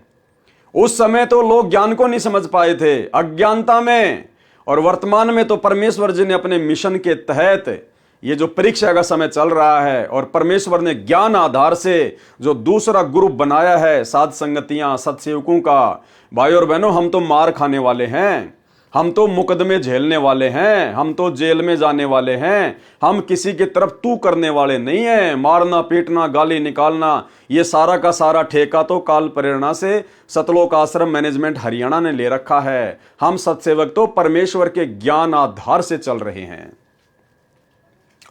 उनके साथ इसी के सामने बातचीत की तो गुरुजी ने उस कृष्णदास के सामने ही और संगत को बैठाकर बातचीत की। तब उन्होंने इसकी ढेर सारी त्रुटियां बताई, तब संगत ने बहुत सारी उसकी त्रुटियां बताई। कुछ संगत इसकी समर्थक भी थी, लेकिन बहुत सारे लोग उस संजय उर्फ कृष्णदास गुरुद्रोही के समर्थन में थी, परंतु ज्यादातर इसके विरुद्ध थे। उसी समय एक संगत के व्यक्ति ने बताया कि यह तो ऐसा चालाक है कि एक बार यहां तलवंडी भाई में, यानी जहां पर दादा गुरुजी का आश्रम था, तलवंडी भाई में म्युनिसिपल कमेटी के चुनाव हुए। दो कैंडिडेट चुनाव लड़ रहे थे, दोनों ही इस नकली महाराज संजय उर्फ कृष्णदास से विजय का आशीर्वाद लेकर गए। यानी ये घटिया कर्म जो आज वर्तमान में गुरुजी की गैर हाजिरी में सतलोक आश्रम मैनेजमेंट हरियाणा कर रहा है, गुरुजी का परिवार कर रहा है, कभी बीजेपी का समर्थन, कभी कांग्रेस का समर्थन।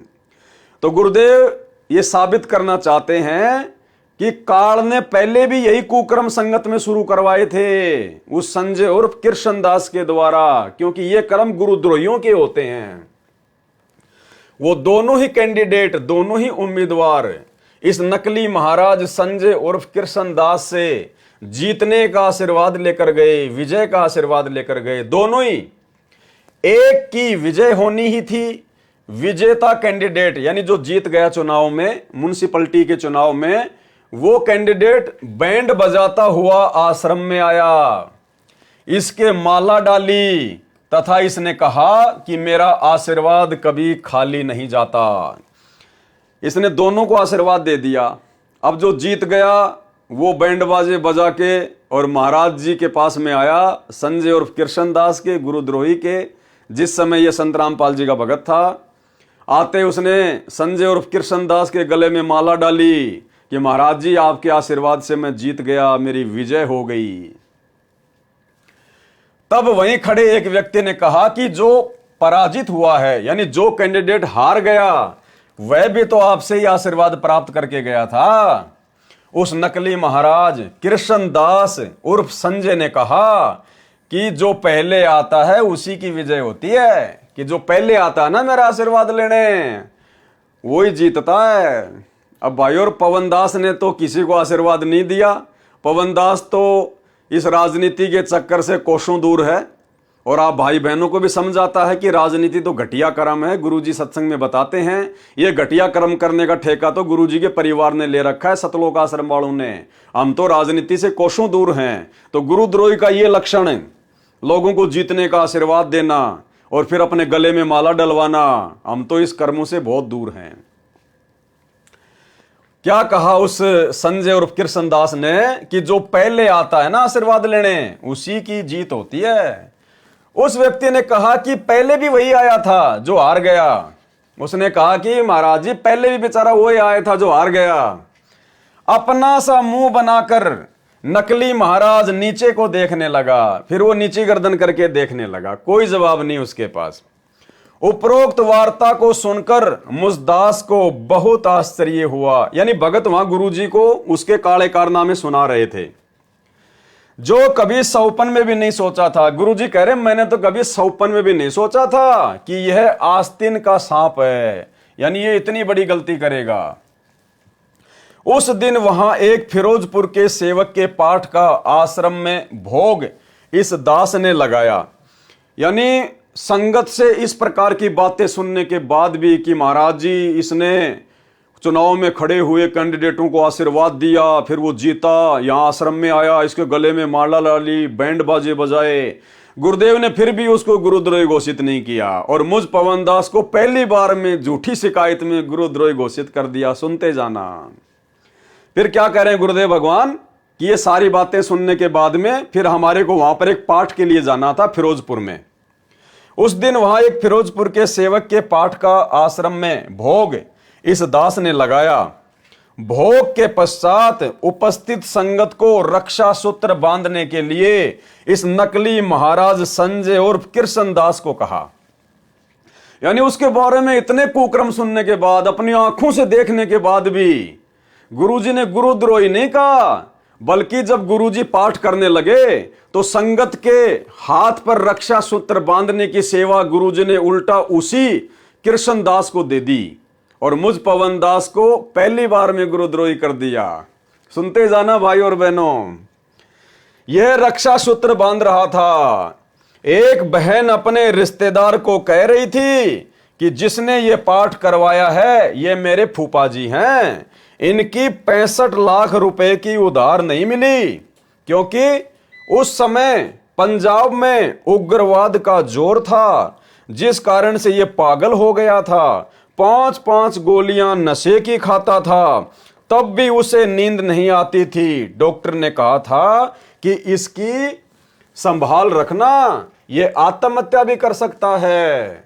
संत रामपाल जी महाराज से उपदेश लिया, उसके बाद बिना किसी दवाई के 10-10 घंटे सोने लगा। 2 महीने में 45 लाख की उधार वापस आ गई। इनके लड़के की शादी को कई वर्ष हो चुके थे। संत रामपाल जी महाराज से नाम प्राप्ति के पश्चात 10वें महीने लड़के की प्राप्ति हुई। यानी वो बहन गुरुजी से उपदेश लेने के बाद में उस घर में क्या क्या लाभ हुए वो बता रही थी।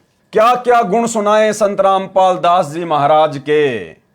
उन बहनों को ये संजय उर्फ कृष्णदास रक्षा सूत्र बांध रहा था। अब गुरुजी ने इसकी सेवा लगा रखी थी रक्षा सूत्र बांधने की। गुरुजी देखना चाहते थे कितना नीचे गिर सकता है, तो वो उन बहनों के रक्षा सूत्र बांधने लगा और उस बहन का फूफा ही वहां पे पाठ करवा रहा था। तो वो बहन कहने लगी कि पहले मेरा फूफा पागल हो गया था, इसकी 60 लाख रुपए की उधार डूब गई थी, और जब से गुरुजी से नाम लिया इसकी 45 लाख रुपए की उधार भी आ गई, और इसके लड़के को लड़का भी हो गया, यानी इसको पोता भी हो गया 9वें महीने। उन बहनों को ये संजय उर्फ कृष्णदास रक्षा सूत्र बांध रहा था और मेरी और पीठ थी, गुरुजी की तरफ वो पीठ करके बैठा हुआ था वहीं पास में, बिल्कुल जस्ट इन्हीं के बिल्कुल समीप ये दास खड़ा ये सब वार्ता सुन रहा था। उस समय ये संजय उर्फ कृष्णदास उस बहन से बोला कि तेरे फूफा जी के घर पर आदि अंत का भोग तो मैंने ही लगाया था, इसलिए लड़का हुआ है। यानी गुरुजी वहीं पास में बैठे, गुरुजी सुन रहे सारी बातें कि ये क्या बोलेगा। और जब वो बहन इस प्रकार से अपने गुरुजी की बड़ाई करने लगी संत रामपाल जी की, तो वो क्या बोला पता है? बोले तेरे फूफा जी का दिमाग सेंटर में और तेरे फूफा जी के पोता इसलिए हुआ है कि उनके घर पे आदि अंत का भोग तो मैं लगा के आया था, पाठ तो मैं ही करके आया था। उस बहन ने कहा कि भगत जी जिस समय आप भोग लगाने गए तब तक उन्होंने टेस्ट करवा लिया था तथा पता लग चुका था कि लड़का है, तभी तो उन्होंने भोग लगवाया था। वह भी गुरुजी से आज्ञा लेकर लगवाया था। ये सारा वृतांत अपने कानों सुनकर ये दास कुछ नहीं बोला।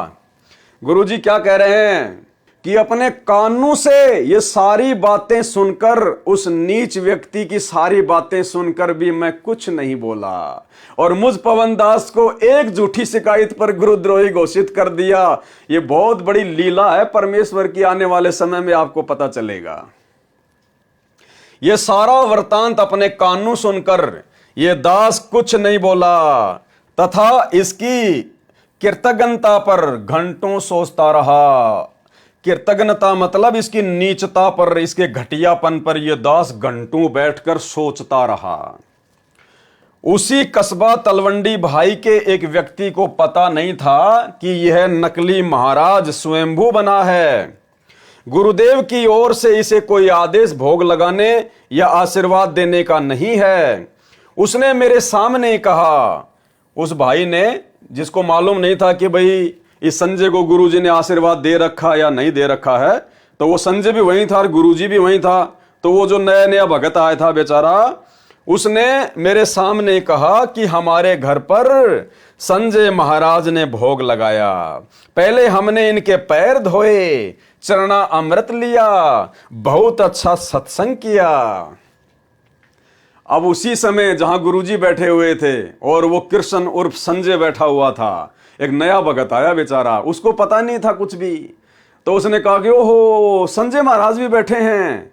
और वो फिर गुरुजी को कहने लगा कि गुरुजी, महाराज जी हमारे घर पर भोग लगाने आए थे और हमने इनका चरणामृत पिया, हमने इनको भोग लगाया।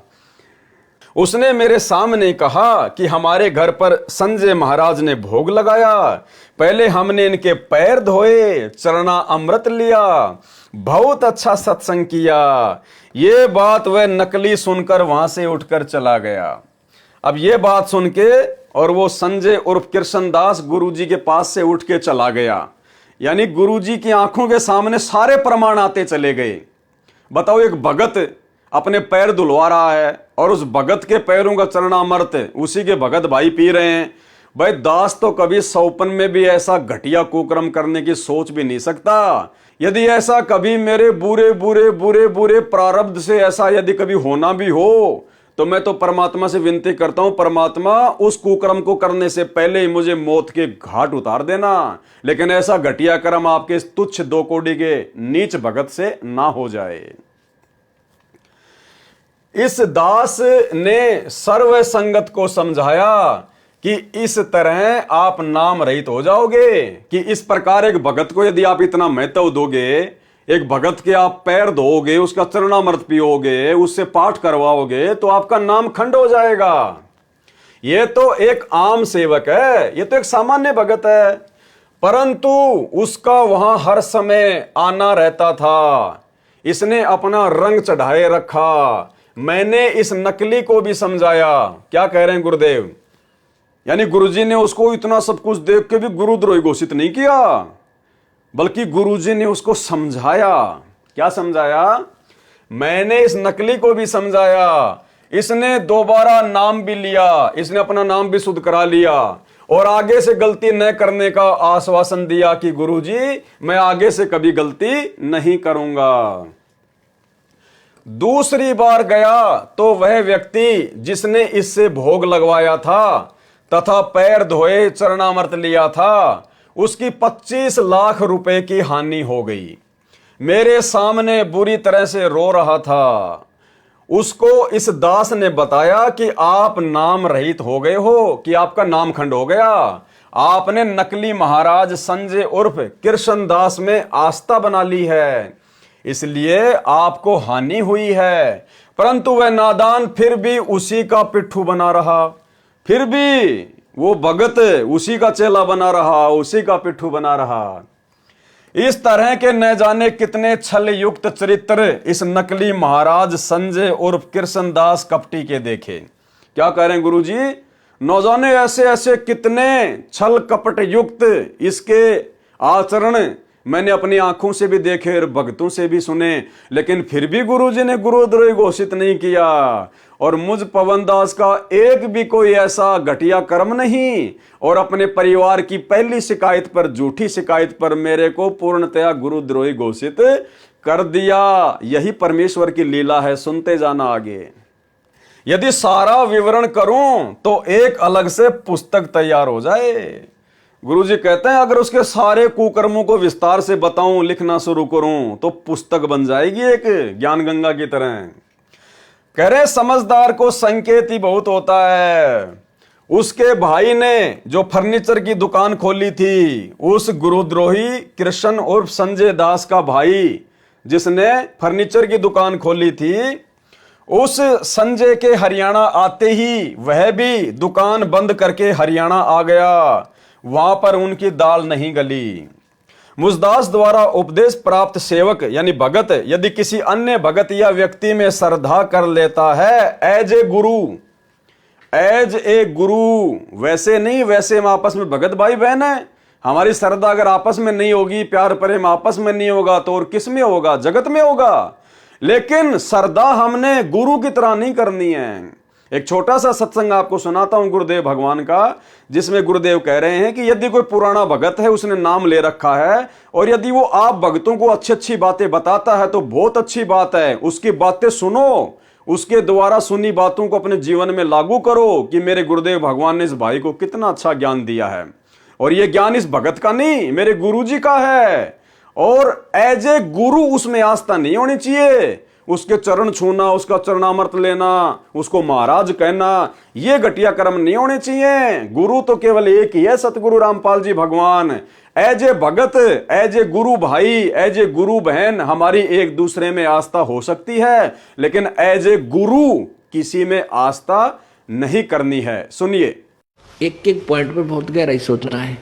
अब कोई भक्त ज्ञान सुना रहा है, बहुत अच्छी बात है, उसके द्वारा सुने ज्ञान पर अमल करे और उससे कहे भाई मुझे भी गुरुदेव के पास ले चलो, मेरा कल्याण करा दो। और आपने नाम ले रखा है और फिर कोई चर्चा चलती है, ऐसी कोई बात नहीं, फिर भी सुनो। और कोई पुराना भक्त है, वो अच्छी अच्छी बातें बताएगा तो बहुत अच्छी बात है। गदगद हो जाओ कि मेरे गुरुजी ने कितना अच्छा ज्ञान दिया हुआ इस बच्चे को, भाई को, बहन को, और ये सब गुरु जी का ही दिया हुआ ज्ञान है, इसका नहीं है। तो उसमें आपको एज ए भाई यानी गुरु भाई, गुरु बहन, तो आपकी श्रद्धा हो सकती है, लेकिन अन्य दृष्टिकोण से, क्योंकि हम फिर उस पर इतना आसक्त हो जाते हैं, उसको फिर प्रणाम करने लग जाते हैं, बड़ा अच्छा भगत है। तो ऐसे ये बीमारी हमारे भगत समाज में पड़ी रही और इसका लाभ ये काल उठा गया। मुझदास द्वारा उपदेश प्राप्त सेवक यदि किसी अन्य भगत या व्यक्ति में श्रद्धा कर लेता है तो वह मर्यादाहीन हो जाता है, उसका नाम खंडित हो जाता है। यह प्रभु का नियम है। कबीर परमेश्वर कहते हैं, गुरु को तजे भजे जो आना और तापसुआ को फोकट ज्ञाना। यानी अपने गुरु जी को छोड़कर यदि किसी दूसरे में भगत आस्था करता है एज ए गुरु और भक्ति विरुद्ध कर्म करता है, तो परमात्मा कहते हैं वो तो पशु के समान है, जानवर के समान है। गुरु को तजे भजे जो आना, ता पशुओं को फोकट ज्ञाना। भावार्थ है कि जो भगत अपने गुरु को त्याग कर अन्य में श्रद्धा करता है, तो उस मूर्ख को कोई ज्ञान नहीं है, क्योंकि यही दंड हम वर्तमान में काल लोक में भोग रहे हैं। हम सभी आत्माएं जो काल के 21 ब्रह्मांड में बंद हैं, पहले सतलोक में आनंद से अपने स्वामी कबीर देव के पास रह रहे थे। किसके पास? अपने स्वामी कबीर देव सतगुरु रामपाल जी भगवान के पास रह रहे थे। इस काल ज्योति निरंजन प्रभु ने, जो कि नकली प्रभु है, इसने 3 बार तप किया, जिस कारण हमने अपने पति अर्थात स्वामी से आस्था हटाकर ब्रह्म अर्थात काल प्रभु में श्रद्धा कर ली। जैसे पतिव्रता पत्नी अपने पति के साथ साथ अन्य व्यक्ति को भी चाहती है, तो पति के हृदय से उतर जाती है। और भाई बहनों, ये गलती वर्तमान में संत रामपाल जी की 90% संगत कर रही है। अपने पति सतगुरु रामपाल जी के साथ साथ और भी बहुत सारे इन्होंने पति बना रखे हैं। आदरणीय गरीबदास जी को भी अपना पति बना रखा है, उनकी फोटो भी दरबार में रखती है। दादा गुरु जी की फोटो भी दरबार में रखती, अपना पति बना रखा है। वो दाढ़ी मूंछ वाले कबीर जी की नकली फोटो को भी अपना पति मानती है, उसको भी दरबार में रखते हैं। पंडित चित्तानंद जी को भी अपना पति मानकर उनकी फोटो दरबार में रखते हैं। उन सब के आगे दंडवत प्रणाम करते हैं। यानी जो कर्म अपने पति के साथ करने चाहिए, वो कर्म यदि आत्मा किसी अन्य के साथ करती है तो वो वैश्या है, वैश्या। तो भाई जो सम्मान, जो पूजा एकमात्र अपने पति सतगुरु रामपाल जी भगवान की करनी चाहिए अध्यात्म में, अरे हम तो इनके अलावा 4 की भी कर रहे हैं। उन फोटोओं को दरबार में रखकर उन 4 फोटोओं के आगे भी दंडवत प्रणाम कर रहे हैं, उनके आगे भी जोत जला रहे हैं। तो भाई पतिव्रता आत्मा के ये लक्षण नहीं है, ये तो व्यभिचारिणी आत्मा के लक्षण हैं, वैश्या भक्ति के लक्षण हैं। परमेश्वर ने दया की सात संगतियों पर। केवल अपने गुरुदेव भगवान की फोटो के अलावा हम सत्सेवक अपने घरों में या दरबार में या गले के लॉकेट में अन्य किसी की फोटो नहीं रखते, क्योंकि जब तक हम पतिव्रता पद पर नहीं आएंगे हम कभी भी सतलोक जानने के योग्य नहीं बन सकते। जैसे पतिव्रता पत्नी अपने पति के साथ साथ अन्य व्यक्ति को भी चाहती है तो पति के हृदय से उतर जाती है। जिस प्रकार गुरु तो बना रखा सतगुरु रामपाल जी को, अपना पति तो बना रखा सतगुरु रामपाल जी को, और जैसे ही जून का महीना आता है तो वो नकली दाढ़ी मूंछ वाली कबीर जी की फोटो को रखकर इन आश्रमों में और उसका कबीर प्रकट दिवस मनाया जाता है, उसको भोग लगाया जाता है। तो गुरु के अलावा दूसरे में आस्था रखी जा रही है, तो वो पतिव्रता आत्मा के लक्षण नहीं है। जो पति के हृदय से उतर जाती है, इसी प्रकार हम सतलोक से निष्कासित हुए। जो पूर्ण गुरु का शिष्य किसी अन्य भगत की किसी भी क्रिया से, प्रवचन शैली से प्रभावित होकर उसके द्वारा दिए दान की अधिकता को देखकर, उसके द्वारा भक्ति करने का दंभ अर्थात पाखंड करने को देखकर प्रशंसक होता है, प्रभावित होकर उसमें श्रद्धा करता है, वह गुरु भर्ता पद से गिर जाता है, वो पतिव्रता पद से गिर जाता है। तो ये गलती हम भक्तों ने नहीं करनी है तथा नाम रहित हो जाता है। इस कारण से वह संजय उर्फ कृष्णदास संगत को खोखला करता था, प्रभु फुलवाड़ी में दीमक था। जैसे कोई सैनिक अन्य सैनिकों में अपने आप को सेना प्रमुख जनरल सिद्ध करके उनमें प्रभुता करता है तो वह धोखेबाज है। भाइयों और बहनों, परमेश्वर के इसी ज्ञान आधार को अपनाकर हम साध संगति से जुड़े हुए हजारों की संख्या में भाई बहन, हमने कभी भी साध संगतियों में ना किसी को कोऑर्डिनेटर बनाया, ना किसी को जिला प्रमुख बनाया, ना किसी को तहसील का कोऑर्डिनेटर बनाया। और यह दास हमेशा भाई बहनों को यही संदेशा देता आया है कि साध संगतियों का कोऑर्डिनेटर भी सतगुरु रामपाल जी भगवान है, साध संगतियों का सरदार भी सतगुरु रामपाल जी भगवान है। हम सब केवल उनके भगत हैं, उनके सेवक हैं, उनके कुत्ते हैं। हम आपस में मिलकर इकट्ठा होकर अपने भगवान की महिमा करते हैं, भोग लगाते हैं और ज्ञान आधार से चर्चा करके भक्ति मार्ग पर अपने आप को दृढ़ बनाते हैं। ये कोऑर्डिनेटर वाला सिस्टम साध संगतियों में नहीं। यहाँ कोई जनरल नहीं, कोई कर्नल नहीं, यहाँ तो केवल सब भगत हैं। क्योंकि जनरल सेना प्रमुख वाला लाभ सैनिक दूसरे सैनिक को नहीं दे सकता। जब सरकार को पता चलता है तो उस नकली जर्नल को यह सोचकर नौकरी से निकाल दिया जाता है कि यह धोखेबाज आगे भी देशद्रोह कर सकता है। यही भूमिका संजय उर्फ कृष्णदास नकली महाराज कर रहा था। अब पवन दास ने तो ऐसी कोई भूमिका कभी नहीं की। वही आप मेरे हजारों की संख्या में वीडियो फेसबुक या यूट्यूब पर जाकर देख सकते हैं। साध संगति से जुड़े हुए किसी भी भाई बहन से पूछ सकते हैं। आगे चलिए। बाद में पता चला कि यह तो अपने आप को छोटा महाराज कहलवाता था। गुरुदेव क्या कह रहे हैं कि बाद में मुझे पता चला कि यह संजय उर्फ कृष्णदास तो अपने आप को छोटा महाराज भी कहलवाता था। यह कहता था कि बड़े महाराज तो सतगुरु रामपाल जी हैं और छोटा महाराज मैं हूं। इसलिए संगत उसके झांसे में आ गई थी। अब भाई पवन दास ने तो कभी अपने आप को छोटा मोटा महाराज नहीं कहलवाया भाई। हम तो भगत हैं, भगत ही बन के रहना चाहते हैं, अपना आत्म कल्याण करवा के गंदे लोक से निकलना चाहते हैं। यहां छोटा बड़ा महाराज बन के हमने गधा नहीं बनना अगले जन्म में। उस समय संगत को यह ज्ञान नहीं था कि यह सचमुच ढोंगी है। जैसे आज वर्तमान में बेचारी संगत को यह ज्ञान नहीं हो पा रहा कि सतलोक आश्रम मैनेजमेंट हरियाणा ये कोऑर्डिनेटर और गुरुजी का परिवार महाढोंगी है, महाढोंगी, और काल प्रेरणा से संगत से सारे भक्ति विरुद्ध कुकर्म करवा रहे हैं। राजनीति करवाना, कभी कांग्रेस को वोट और समर्थन, कभी बीजेपी को वोट और समर्थन, 50-50 लाख रुपए का धनाना गांव वालों के लिए बैडमिंटन का स्टेडियम बना देना, बसें चला देना, एम्बुलेंस चला देना, आश्रमों में हॉस्पिटल का काम शुरू कर देना, रक्तदान दे दान के नाम पर लूट मचाना, धंधा करना, व्यापार करना, गुंडों की सीबीआई जांच का समर्थन कर देना। अरे संतों का और गुंडों का क्या मेल मेरे भाई। लेकिन राजस्थान के गैंगस्टर आनंदपाल सिंह की सीबीआई जांच के समर्थन में आ गए। हरियाणा के जाट आरक्षण में 2-4-5% आरक्षण के लिए उन जाटों का समर्थन कर दिया। अरे हमने तो सतलोक में चाहिए आरक्षण, इस गंदे लोक में क्या करेंगे 2-4-5% लेकर। परमात्मा कहते हैं तुम तो 2-4-5% के लिए मर रहे हो, और गुरुदेव कहते हैं कोटि जन्म तू राजा की न्या मिटी न मन की आशा, कि करोड़ों बार तू राजा रह चुका है, पूरी पृथ्वी तेरी थी नालायक, अब तू 2-4% आरक्षण के लिए अपनी भक्ति बर्बाद कर रहा है।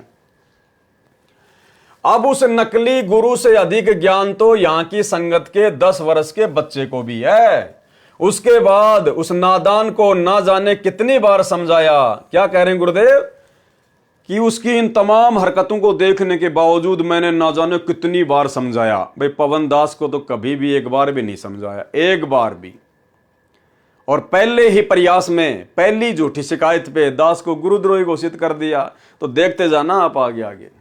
उस नादान को ना जाने कितनी बार समझाया कि यह मनुष्य जीवन बार बार नहीं मिलता, यह वास्तविक भक्ति विधि तथा तत्व ज्ञान बहुत ही असंभव है। यदि मनुष्य जन्म मिल भी जाएगा तो वास्तविक विधि नहीं मिलती। उस नकली महाराज ने क्षमा याचना की। उस कृष्ण उर्फ संजय दास ने फिर क्षमा याचना कर ली कि गुरुजी ठीक है, अब की बार मैं बिल्कुल भी कोई घटिया काम नहीं करूंगा। उस नकली महाराज ने क्षमा याचना करी, माफी मांगी, और फिर दोबारा से उपदेश ले लिया। एक बार पहले ले लिया था माफी मांग के, अब दूसरी बार ले लिया, लेकिन गुरुजी ने अभी तक उसको गुरुद्रोही घोषित नहीं किया। उस नकली महाराज ने क्षमा याचना की, दोबारा उपदेश लिया, फिर ऐसी ही गलती की, फिर तीसरी बार उसने गलती कर दी। ऐसे 6 बार इसने नाम खंड किया तथा दोबारा क्षमा याचना करके भविष्य में गलती न करने का आश्वासन दिया। ऐसा उसने कितनी बार किया? 6 बार। 6 बार गुरुजी से माफी मांगी, गुरुजी ने दोबारा से नाम उपदेश दे दिया। ऐसा उसने 6 बार किया। अरे पवन दास के साथ तो अभी एक बार भी नहीं हुआ, ऐसा एक बार भी नहीं हुआ, और सीधा गुरुद्रोही का तमगा। और आज वही गुरुद्रोही आप लोगों को गुरुद्रोही की परिभाषा समझा रहा है, जिनको 30 सालों से समझ में नहीं आई। फिर ऐसी ही गलती की, ऐसे 6 बार इसने नाम खंड किया तथा दोबारा क्षमा याचना करके भविष्य में गलती न करने का आश्वासन दिया।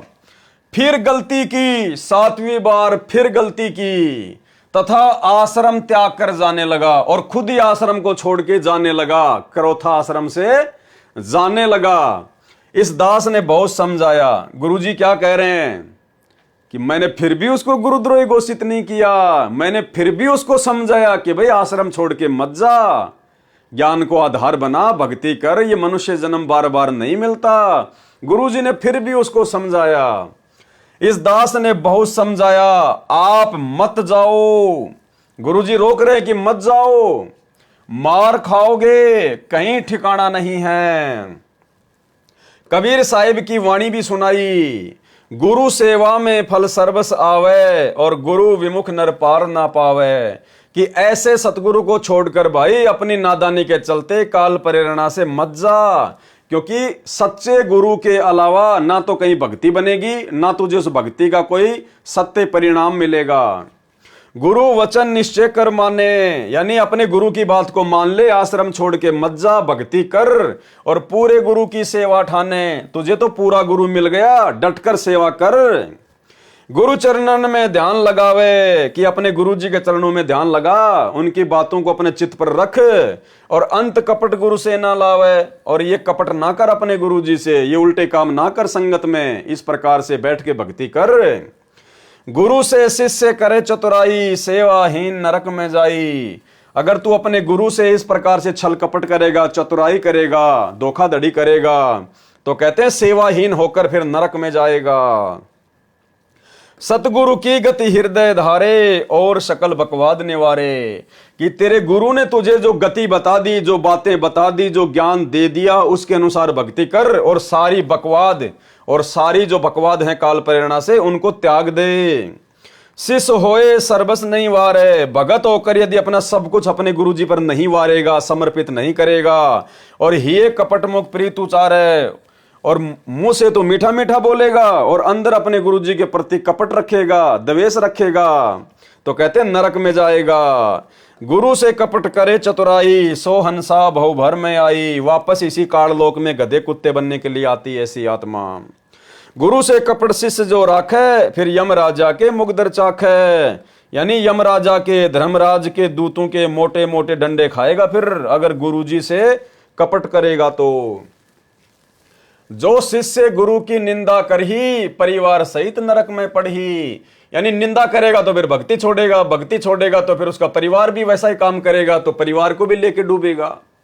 और गुरु को तजे भजे जो आना, ता पशुओं को फोकट ज्ञाना। ऐसे पशुओं को तो कोई ज्ञान नहीं जो गुरु को छोड़ के और दूसरे में आस्था रखे।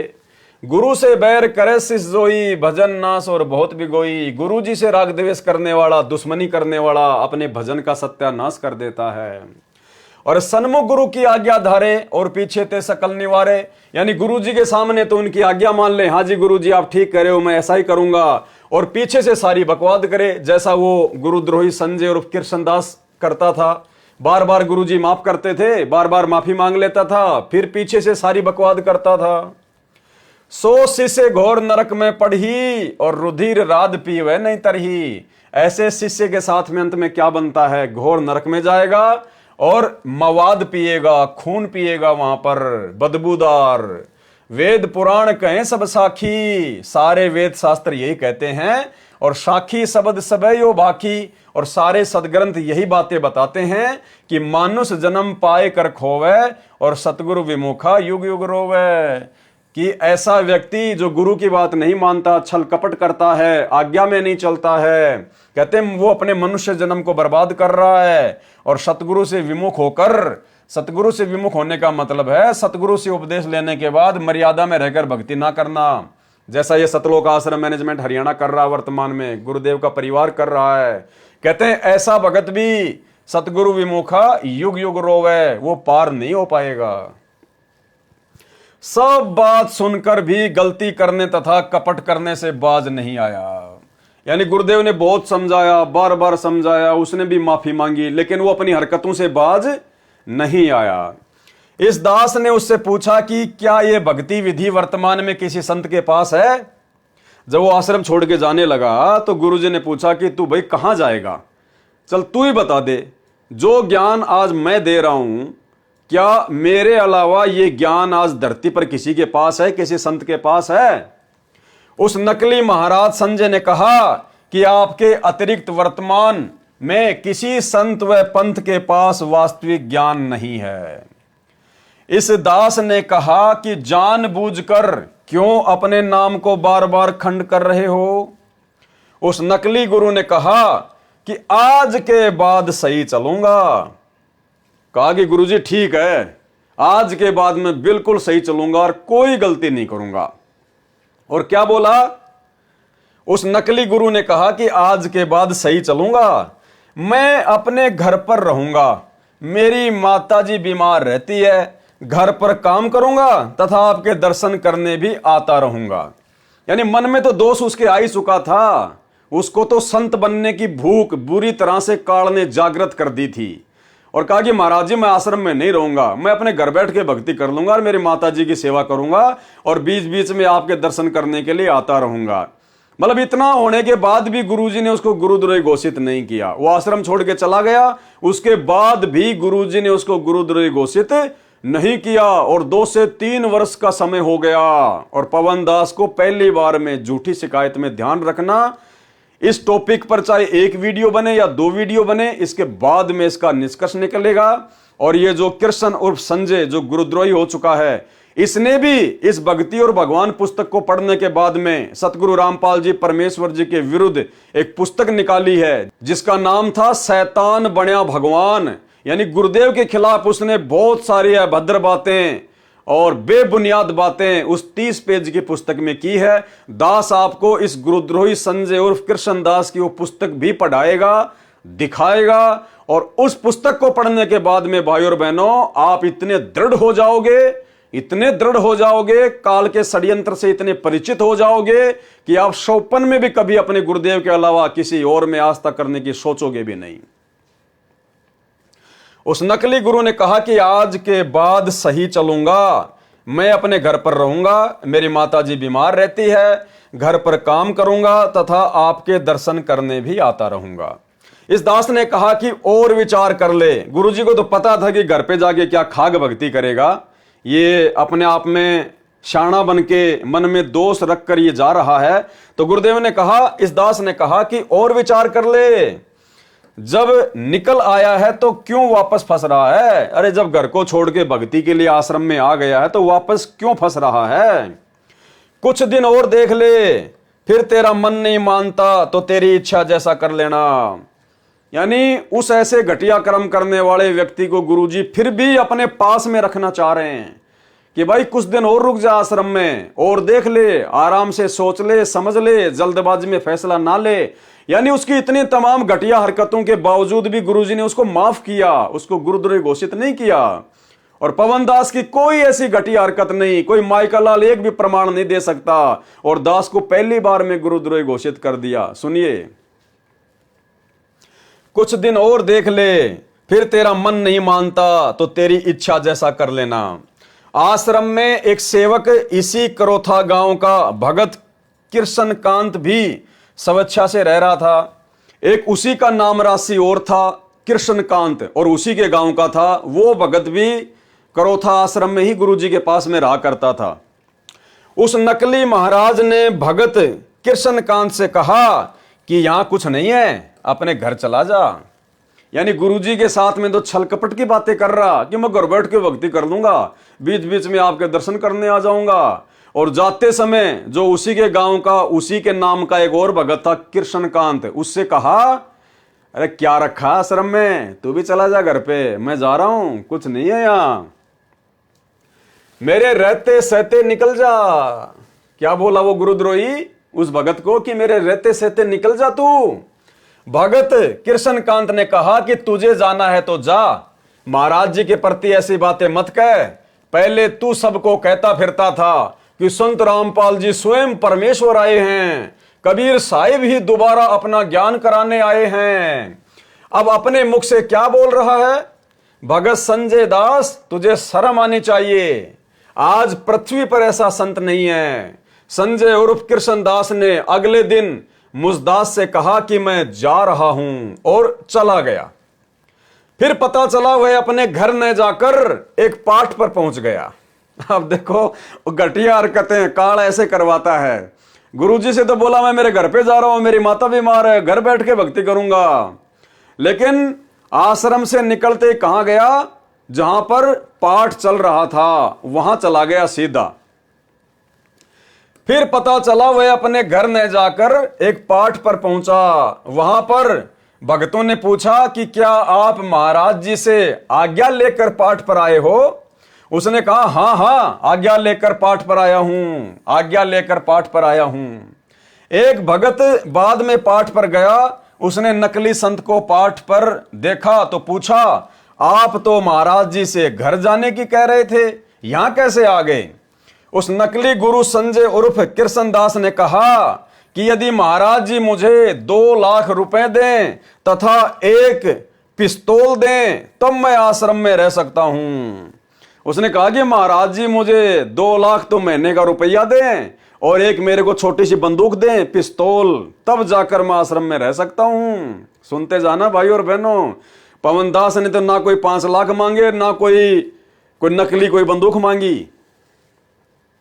क्योंकि आश्रम पर गुंडों द्वारा आक्रमण होने वाला है, वहां कोई सुरक्षा तो है ही नहीं। बोले आश्रम में कोई सुरक्षा तो है ही नहीं और वहां तो कभी भी गुंडों का आक्रमण हो सकता है, मार देंगे मुझे तो। बताओ, एक तरफ तो कहता था कि परमेश्वर आए हुए हैं, संत रामपाल जी स्वयं कबीर साहिब हैं, दोबारा से अपना ज्ञान देने आए हैं, और फिर कह रहा कि आश्रम में कोई सुरक्षा की व्यवस्था तो है ही नहीं। अरे सतगुरु से बड़ी सुरक्षा नालायक और क्या मिलेगी। भाई और बहनों, सुनते जाना ड्रामे। कौन रहे वहां पर, यह सब जानकारी सर्व सेवकों ने तथा जिनके पाठ हो रहा था उस भगत ने भी मुझदास को दी। गुरुजी कह रहे हैं ये बात भी उन भक्तों ने बाद में मुझे बताई। उसके बाद उसका आश्रम में आना मना कर दिया, क्योंकि झूठ तथा कपट की हद होती है। लेकिन गुरुद्रोही घोषित नहीं किया गुरुजी ने, केवल आश्रम में उसकी एंट्री बंद कर दी कि भाई देख अब हद से ज्यादा बात हो गई है, माफी मांगने की, नाम शुद्ध करवाने की भी कोई लिमिट होती है, तूने हद पार कर दी है, अब तू आश्रम में मत आना भाई, तेरे को जहां जाना तू जा। लेकिन गुरुद्रोही घोषित गुरुजी ने फिर भी नहीं किया और पवनदास को मात्र पहली झूठी शिकायत पर गुरुद्रोही घोषित कर दिया। आगे चल के पता चलेगा ये पूर्ण ब्रह्म परमेश्वर सतगुरु रामपाल जी की क्या लीला है, क्योंकि झूठ तथा कपट की भी हद होती है। पिता को बच्चा, लड़का या लड़की बहुत प्यारा लगता है, माता को पिता से भी 100 गुना प्यार बच्चों में होता है, और माता से भी 100 गुना प्यार गुरुदेव का अपने शिष्यों में होता है।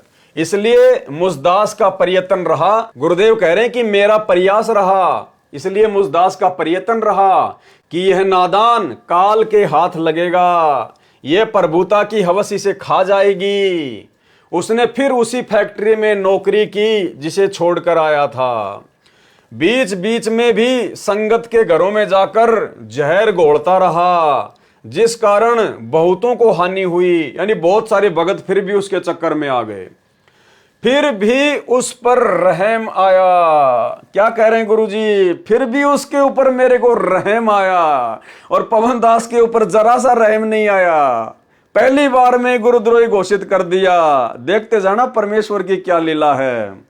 यानी गुरुद्रोही कौन होता है ये आपको पता चल रहा है, गुरुद्रोही क्या क्या घटिया कर्म करता है, और सतगुरु कितना बड़ा दयालु होता है, कितना बड़ा दीन दयाल है, ये भी आपको साथ साथ पता चल रहा है।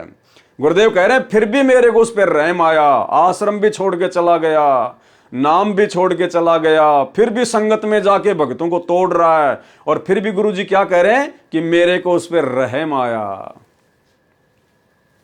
एक सेवक जो उसी फैक्ट्री में नौकरी करता है, उसने इस दास से कहा, यानी गुरुदेव कह रहे हैं कि मेरे से कहा कि उसे समझा दो, अपना जीवन नष्ट न करे तथा फिर से उपदेश प्राप्त कर ले। उस सेवक ने जाकर संजय और कृष्णदास से कहा कि महाराज जी ने कहा है कि आप दोबारा उपदेश ले लो। देखो इसको कहते हैं दीन दयाल, ये हैं दयालु परमात्मा के लक्षण, सतगुरुदेव भगवान के लक्षण। फिर भी गुरुदेव ने कहा कि उसको बोलो कि वापस आश्रम में आ जाए, नो एंट्री कर दी थी। फिर भी गुरुदेव ने कहा कि उसको बोलो कि आश्रम में आ जाए और दोबारा से उपदेश लेके अपनी भक्ति शुरू करे। कि महाराज जी ने कहा है कि आप दोबारा उपदेश ले लो, अपना जीवन सुधार ले। उस सेवक के कहने से वह सोनीपत में तीसरे रविवार के सत्संग में उसी सेवक के साथ आया, यानी वो फिर से आ गया गुरुजी के पास में सत्संग में। उससे पूर्व कुछ अन्य गांव के भक्तों ने उस गुरुद्रोही के विषय में गुरु निंदा की बातें करने का संकेत किया। यानी गुरुजी कह रहे हैं कि मैंने उसको बुला लिया, वो आ गया, लेकिन उससे पहले बहुत सारे लोगों ने, भक्तों ने मेरे को बता दिया था कि गुरुजी ये तो आपकी निंदा चुगली कर रहा है जगह जगह जाकर। फिर भी गुरुजी ने ध्यान नहीं दिया कि कोई बात नहीं, नादान है, उसको गुरुद्रोही घोषित नहीं किया। जबकि गुरुजी की निंदा चुगली करना ये तो गुरुद्रोही का सबसे प्रथम लक्षण आ जाता है। लेकिन फिर भी दयालु परमेश्वर सतगुरु रामपाल जी ने उसको गुरुद्रोही घोषित नहीं किया, उसको माफ किया। इतनी सारी बातें परमात्मा ने सहन करी। उससे पहले कुछ अन्य गांव के भक्तों ने उस गुरुद्रोही के विषय में गुरु निंदा की बातें करने का संकेत भी किया तथा मर्यादाहीनता की सीमा को पार कर जाने का ज्ञान कराया कि गुरुजी पूरी तरह से खंडित हो चुका है वो तो, जिस कारण से उसे फिर उपदेश नहीं दिया। गुरुदेव बोले फिर मैंने उसको उपदेश नहीं दिया, लेकिन गुरुद्रोही घोषित नहीं किया। उसके कुछ दिनों पश्चात वह सुरेंद्र संजय रूपी गुरुद्रोही नया नाम कृष्णदास बदलकर स्वयं गुरु बनकर नामदान करने लग गया। और उसके बाद उसने क्या किया, जिस कार्य के लिए काल ने उसको भेजा था संगत को तोड़ने के लिए, और जिस महंताई की संताई की भूख के लिए वो सतगुरु रामपाल जी परमेश्वर जी से जुड़ा था, वो एक काम उसने शुरू कर दिया। उसके बाद वो एक गरीब दासी आश्रम में जाकर भगवा कपड़े पहनकर अपने आप को संत घोषित कर दिया। उसके कुछ दिनों बाद वह सुरेंद्र अर्थात संजय रूपी गुरुद्रोही नया नाम कृष्णदास बदलकर, यानी संजय नाम से कृष्णदास नाम रखकर स्वयं गुरु बनकर नामदान करने लग गया। यानी जो नाम सतगुरु रामपाल जी परमेश्वर जी से उसने लिए थे वही नाम वो लोगों को आगे देने लग गया। इस विषय में परमेश्वर कबीर साहिब कबीर देव जी ने कहा है, कबीर जान बूझ सांची तजय करे झूठ से ने, ताकि संगत है प्रभु शौपन में भी ना दे। कबीर राज त्यागना सहज है, सहज औरत का ने, मान बढ़ाई ईर्ष्या दुर्लभ तजना ये।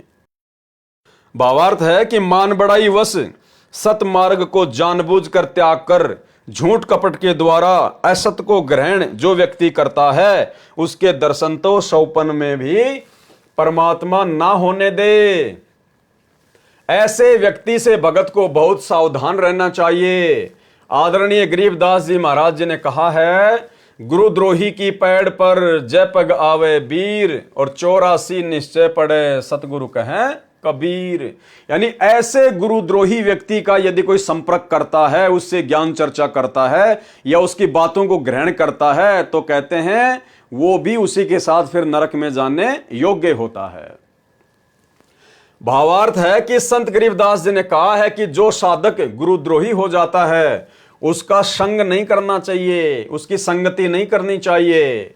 पैर पर पैर आना का भाव है कि उस जैसी चाल चलना, अर्थात उस व्यक्ति की बातों में आकर अपना भाव बिगाड़ना ठीक नहीं। उसके निकट भी नहीं जाना चाहिए, क्योंकि वो तो उल्टी बातें करेगा, गुरु के खिलाफ बातें करेगा, भक्ति के खिलाफ बातें करेगा।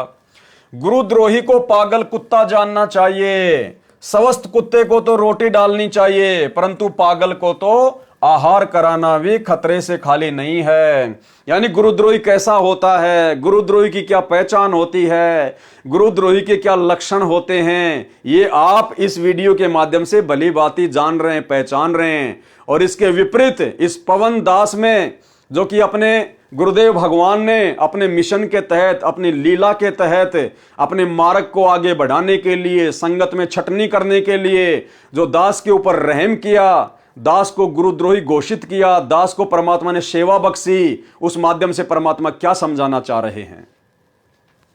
यदि उस गुरुद्रोही व्यक्ति के पास गुरु भगत जाता है तो वह अवश्य नाम रहित होकर नरक तथा 84 लाख प्राणियों की योनियों में नाना प्रकार के कष्ट भोगता है। संत गरीबदास जी महाराज अपने परमेश्वर कबीर साहिब जी को भी साक्षी रखकर कह रहे हैं कि गुरुद्रोही इतना भयंकर प्राणी हो जाता है, उससे कभी संपर्क नहीं करना चाहिए। ये मेरे प्रभु कबीर साहिब जी भी कहते हैं, गरीब कोटि वर्ष करो संगत संतों की, पत्थर का जल में क्या भीजे, चंदन बन में रंग ला दे, पर बांस बिटम्बी ना सीजे। आदरणीय गरीबदास जी महाराज ने ऐसे ही महिमा के भूखों के विषय में कहा है, जैसे पत्थर को चाहे कितने समय तक जल में डाले रखो, उसमें जल का शीतल गुण नहीं आता है, बाहर निकाल कर एक दूसरे से रगड़ने से वैसे ही अग्नि निकलती है। ऐसे ही पत्थर जैसे प्राणी को कितना ही समय तक संत का साथ मिले, उसका स्वभाव नहीं बदल सकता। जिस प्रकार वो कृष्णदास और जिस प्रकार वर्तमान में स्वयं सतगुरु रामपाल जी परमेश्वर का कलयुगी परिवार, सतलोक आश्रम मैनेजमेंट हरियाणा, ये कोऑर्डिनेटर अरे 20 वर्ष तक सतगुरु की संगति की, 28 वर्ष तक सतगुरु की संगति करी, और सतगुरु थोड़े समय के लिए अपने मिशन के तहत जेल में क्या चले गए? तुमने सारे घटिया कर्म करने शुरू कर दिए। उस पत्थर की तरह रगड़ का मारते चिंगारी निकलने लग गई, राजनीति करने लग गए, स्टेडियम बनवाने लग गए, घटिया कर्म करने लग गए, आरक्षणों में बैठने लग गए, दुनियादारी से यारी दोस्ती करने लग गए, गुंडों की सीबीआई जांच करवाने लग गए, भक्तों को भक्ति मार्ग से दूर करने लग गए। सतगुरु के जेल जाते ही पत्थर जैसे लोग। दूसरा उदाहरण दिया है कि वन में चंदन का पेड़ अपनी महक से, कड़वे वृक्ष नीम को भी अपनी महक से सुगंधित कर देता है, परंतु बांस पर चंदन का भी प्रभाव नहीं पड़ता, यानी काल के एजेंट पर सतगुरु का भी प्रभाव नहीं पड़ता। इसी प्रकार उस संजय उर्फ कृष्णदास को जाने, जो 3-4 वर्ष मुसदास के साथ रहकर भी अपना पाखंड करने का स्वभाव नहीं बदला। अरे वो कृष्णदास गुरुद्रोही तो मात्र 4 साल ही गुरु की संगत में रहा, जबकि गुरु का परिवार तो पिछले 20 वर्षों से गुरु की संगत में है, उसके बावजूद भी नहीं बदला, और गुरु के जेल जाते ही सारे उल्टे कर्म करने शुरू कर दिए, स्वयं भी और संगत से भी। आगे देखिए, एक बहन ने बताया कि मेरा पति भी उस संजय में ज्यादा आस्था रखता था। उसको आश्रम से निकालने के बाद वह संजय उर्फ कृष्णदास हमारे घर आया। यानी आश्रम से निकालने के बाद में फिर एक भगतमती ने गुरुदेव को बताया कि मेरा जो पति था वो उसमें ज्यादा ही आस्था रखता था, और जब आपने उसको आश्रम से निकाल दिया तब वो एक बार हमारे घर पर आया। उसको आश्रम से निकालने के बाद वह संजय उर्फ कृष्णदास हमारे घर आया। भगवा कपड़े पहन रखे थे, यानी वो लाल पीले कपड़े पहन लिए साधु संत वाले, गले में माला डाल रखी थी, तथा रात्रि में वह हमारे घर पर रुका था। अपनी मन पसंद सब्जियां कहकर बनवाई, फिर कहा कि हलवा बनाओ, भोग लगाऊंगा। उस बहन ने अपने पति से कहा कि हलवा बनाने को कह रहा है, हमारी स्थिति तो दाल रोटी की है, फिर भी उधार करके हलवा बनाया। जी खोल कर निंदा की तथा मेरे पति का भाव खराब कर दिया। उसने हमारा भी आपसे मिलना बंद करा दिया तथा स्वयं भी नाम खंड कर लिया। जिस दुकान से परिवार पोषण हो रहा था वह कुछ ही दिनों में ठप हो गई, भूखे रहने लगे।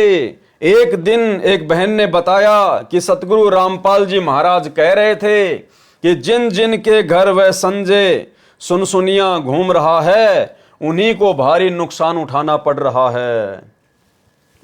तब मुझे होश आया कि हमारे घर पर भी गया था।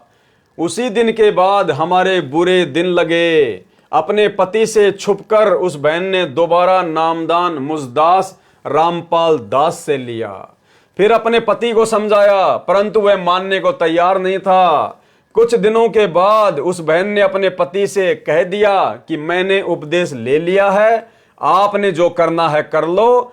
कुछ महीनों के बाद उसके पति ने भी नामदान दोबारा लिया तथा अपनी गलती की क्षमा याचना की। आज उसी भगत की दुकान मुख्य बाजार में धूम धड़ाके से चल रही है। वह संजय उर्फ कृष्णदास मुसदास के एक भगत के घर सांपला में रुका। गुरुदेव कह रहे हैं कि हमारे भगत के घर सांपला में रुका। सांपला कोई गांव है। उन्होंने इसकी बहुत सेवा की। कुछ दिन बाद उस भगत की पत्नी के पेट में पानी की रसोली होकर फूट गई। असहनीय पीड़ा होने लगी। सांपला के डॉक्टर ने जवाब दे दिया। फिर रोहतक मेडिकल में ऑपरेशन हुआ। डॉक्टर हैरान रह गए कि आप बच कैसे गए। तब उस बहन ने कहा कि हमारे सिर पर पूर्ण परमात्मा का पंजा है, ये भी हमारी ही गलती का परिणाम होगा। आज तक 8 वर्ष नाम लिए हो गए थे, कभी बुखार भी नहीं चढ़ा था। अस्पताल से छुट्टी के बाद सीधे आश्रम करोथा में आए, सर्व घटना बताई। तब इस दास ने उन्हें बताया कि ये सब हानि केवल उस संजय के कारण हुई है। इस बात से वे दोनों कहने लगे कि महाराज जी, आप ही कहते हो कि द्वार पर आए कुत्ते को भी रोटी डालनी चाहिए। इस दास ने कहा कि पागल कुत्ते को आहार कराना हानिकारक होता है, गुरुद्रोही पागल कुत्ता हो जाता है। श्रद्धालुओं ने इस दास की बात पर विशेष ध्यान नहीं दिया, चले गए। कुछ ही महीनों पश्चात उनके दोनों लड़कों की भयंकर दुर्घटना हो गई। दोनों बच्चे के सब दांत बाहर निकल गए। इलाज करवाया, परंतु लड़के की पीड़ा बढ़ती ही जा रही थी। लड़का उस समय 12 वर्ष की आयु का था। लड़के ने कहा कि मुझे गुरुजी के पास आश्रम करोथा में ले चलो, मैं वहीं ठीक होऊंगा। डॉक्टर ने सफर करने, हिलने डुलने आदि से सख्त मना कर रखा था। लड़के का आग्रह देखकर लड़के को लेकर मुसदास के पास आए। आते ही लड़के ने दंडवत प्रणाम किया। उस बच्चे की दशा देखकर मुसदास को बहुत तरस आया तथा उनसे कहा कि आप दोबारा उपदेश लो और आगे से उस गुरुद्रोही को दूर से भी प्रणाम मत करना। उसके पश्चात उसी दिन उस बच्चे का दर्द समाप्त हो गया। दांत जो हिल रहे थे जाम हो गए। उससे तीसरे दिन दिल्ली में पंजाब खोड़ गांव में रविवार का सत्संग था। वहां वह लड़का तथा उसका पिताजी दोनों सत्संग सुनने पहुंचे तथा सारी कहानी बताई। उसके बाद सुख से रह रहे हैं। एक बार दिल्ली में नजफगढ़ में 5 दिवसीय सत्संग हुआ था।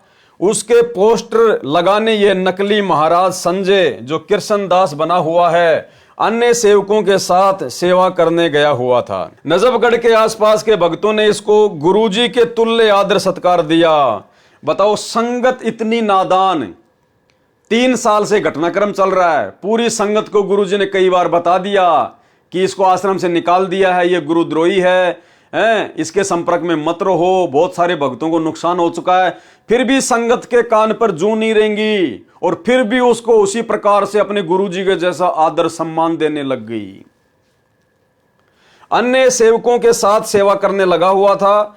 नजफगढ़ के आसपास के भक्तों ने इसको गुरुजी के समान आदर सत्कार दिया। इसको सारा प्रसाद चाय के साथ बिस्कुट, बर्फी आदि देते थे और वह पहले उठाता फिर अन्य को वितरित किया जाता था। अनजान संगत को पता नहीं था कि वे गुरु भर्ता पद से गिर रहे हैं। भाई और बहनों, उन भक्तों ने क्या किया? जो भी प्रसाद बनता था, चाय, बिस्कुट, बर्फी, लड्डू, सबसे पहले वो कृष्णदास के सामने लेके जाते थे। पहले वो खाता, फिर भक्तों में बांटा जाता। जबकि साध संगतियों में एक आध बार ऐसी घटना हुई है।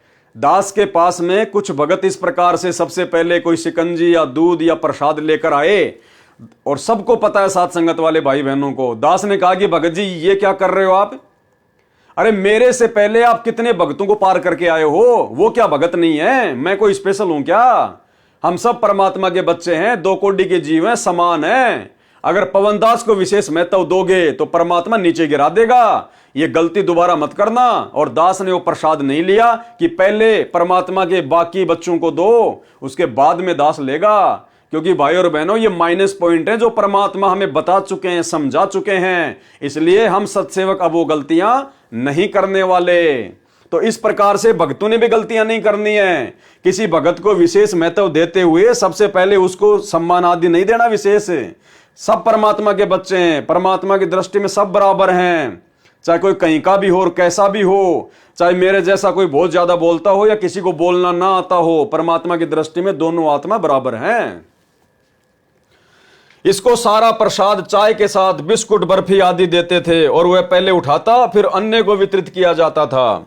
अनजान संगत को पता नहीं था कि वे गुरु भर्ता पद से गिर रहे हैं, जिसका भयंकर परिणाम होता है। कुछ दिनों के पश्चात एक भगत का लड़का मर गया। एक की इतनी भयंकर दुर्घटना हुई कि बाल बाल बचा, लेकिन टांग टूट गई। एक के पेट में दर्द हुआ तथा एक ही रात्रि में 12,000 रुपए लगाकर बाल बाल बचा। एक की टीवी आदि की दुकान नजफगढ़ में भी पूरी तरह जलकर भस्म हो गई। लगभग 50 लाख का नुकसान हुआ। भाई ये तो होना है।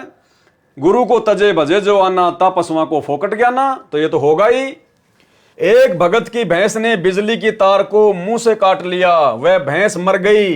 भैंस के कारण अर्थ अधिक होने से घर की बिजली अधिक हो गई, जिस कारण रंगीन टीवी, वॉशिंग मशीन, घर की सब फिटिंग जल गई। भारी नुकसान हुआ। जबकि पहले उस भगत की पत्नी मृत्यु शैया पर थी।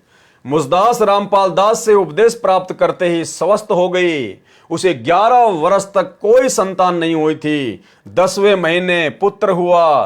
फिर उस गुरुद्रोही में आस्था होने से प्रभु ने अपना पंजा उठा लिया।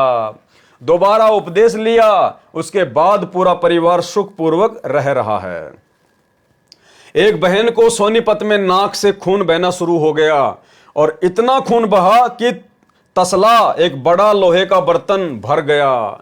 डॉक्टर के पास 2 दिन दाखिल रही, कोई आराम नहीं हुआ। वह उस संजय रूपी सर्प को बहुत अच्छा भगत जानकर भाई की तरह प्यार करती थी। आश्रम से जाने के बाद उससे मिलती रही, वह भी फोन करता था, जिस कारण परमेश्वर ने पंजा उठा लिया। अचानक नाक से खून बहने लगा, सर्व इलाज व्यर्थ सिद्ध हुए। तब वह बहन आश्रम क्रोथा में आई और दोबारा उपदेश लिया। उसके बाद आज 4 वर्ष तक उसे कोई कष्ट नहीं हुआ। कबीर गुरु को तजे भजे जो आना, तापसवा को फोकट ज्ञाना।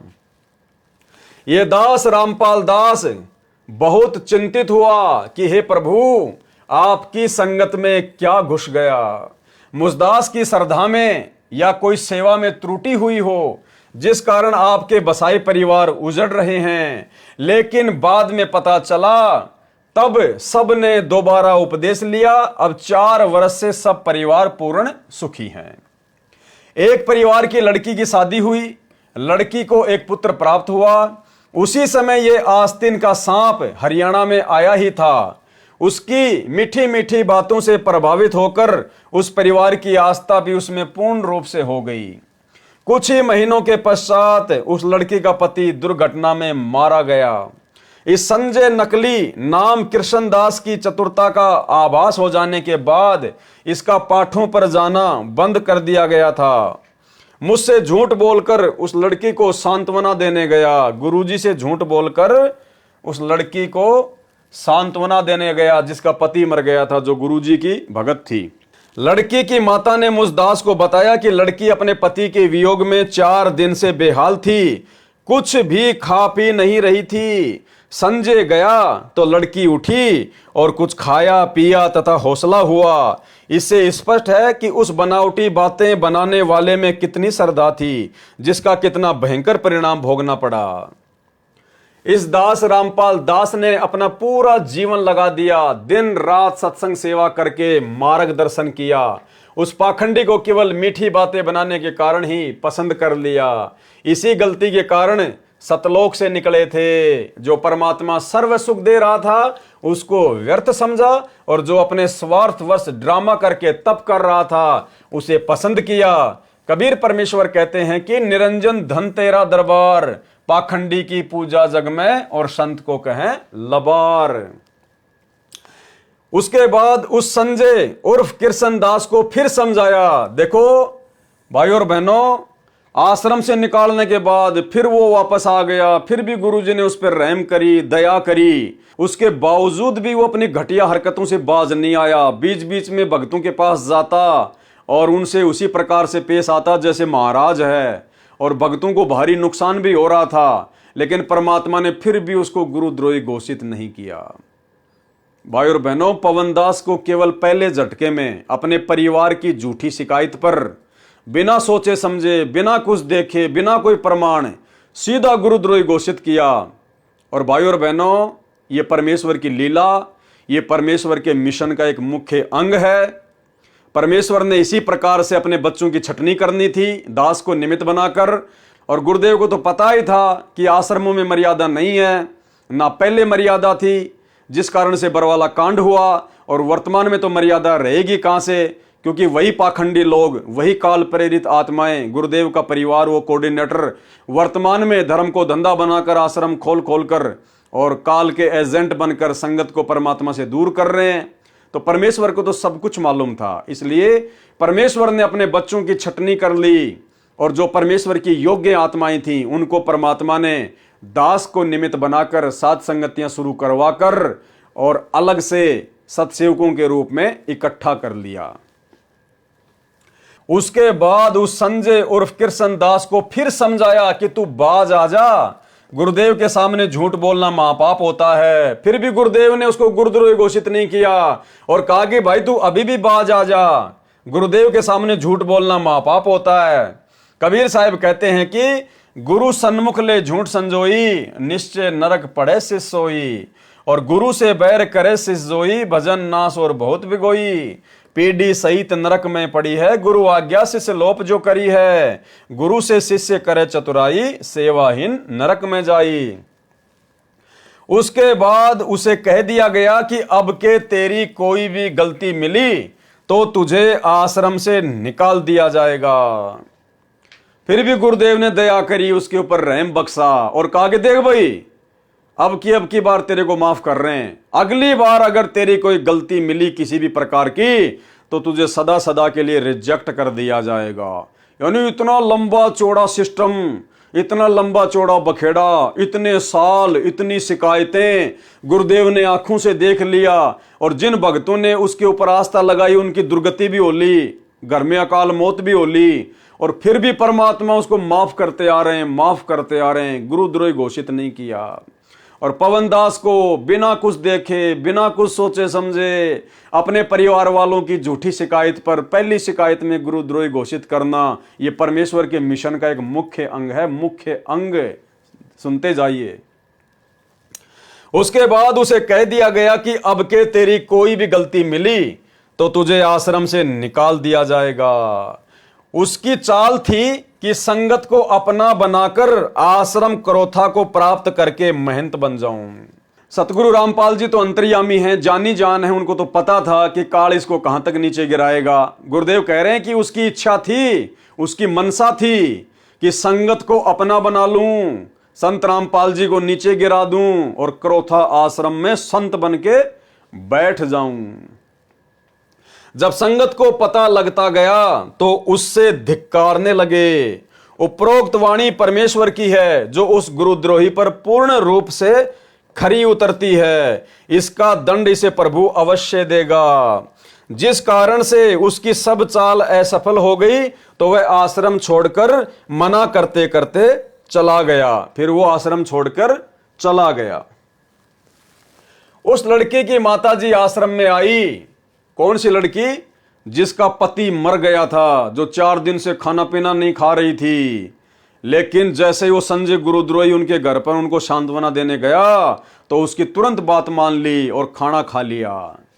उसकी मां जब आश्रम में आई तो उसने पूछा कि संजय भगत जी कहां हैं? इस दास ने कहा कि वह तो आश्रम छोड़कर जा चुका है। उस नादान की अनजान संगत पर इतनी छाप थी कि उस बहन ने कहा कि महाराज जी वह आश्रम भले ही छोड़कर गया लेकिन वह आपको नहीं छोड़ सकता। वो माही बोली कि वो भले आश्रम छोड़ के चला गया लेकिन गुरुजी वो आपको नहीं छोड़ सकता। यानी उसने इस कदर लोगों को भ्रमित कर रखा था। उस जैसा तो एक भी भगत नहीं है। तब उस नादान को समझाया कि आप गुरुजी से अधिक जानने लग गई क्या? आपको पता नहीं वह क्या था। लड़की व उसके परिवार ने पुण्य उपदेश प्राप्त किया। उसके पश्चात लगभग 4 वर्ष हो चुके हैं। उनके किसी पशु को भी हानि नहीं हुई। यह सब दुख का कारण वही संजय रूपी दीमक था। तो भाइयों और बहनों, ये पुस्तक भक्ति और भगवान जो कि आपको गुरुद्रोही की परिभाषा समझाएगी, गुरुद्रोही के लक्षण समझाएगी और किन परिस्थितियों में कितने सारे सबूत और प्रमाण देखने के बाद सतगुरुदेव भगवान उस आत्मा को गुरुद्रोही घोषित करते हैं, उस आत्मा को आश्रम से निकालते हैं। ये सारी बातें आपको ये पुस्तक भक्ति और भगवान समझाएगी। तो आज इस वीडियो में केवल इतना ही।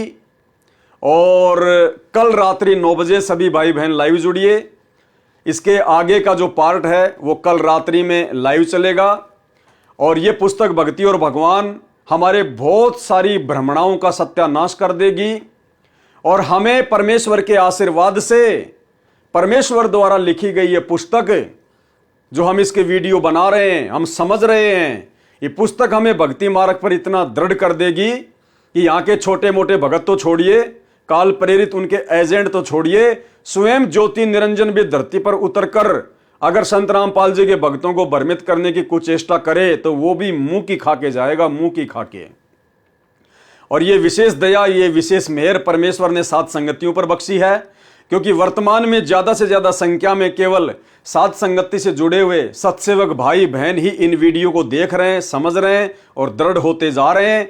बाकी संगत जिनको डरा रखा है साध संगतियों के नाम से, मुझ पवन दास को गुरुद्रोही घोषित करवाकर मेरे वीडियो देखने के लिए लोगों को मना कर रखा है, वो संगत आने वाले समय में रोएगी, पछताएगी। और उनको भी यदि भक्ति करनी है, आने वाले समय में यदि हम सत्सेवकों की तरह दृढ़ होकर भक्ति मार्ग पर चलना है, तो उनकी मजबूरी होगी इन वीडियो को देखना। आने वाले समय में इन साध संगति वाले वीडियो को उन्हें देखना ही पड़ेगा अगर उनको एक दृढ़ भगत बनना है, तो यदि भक्ति मार्ग पर गलतियां करने से बचना है। तो ये मैं कोई मानवश या घमंडवश नहीं कह रहा, घमंड करता है नीच आदमी, दुष्ट आदमी।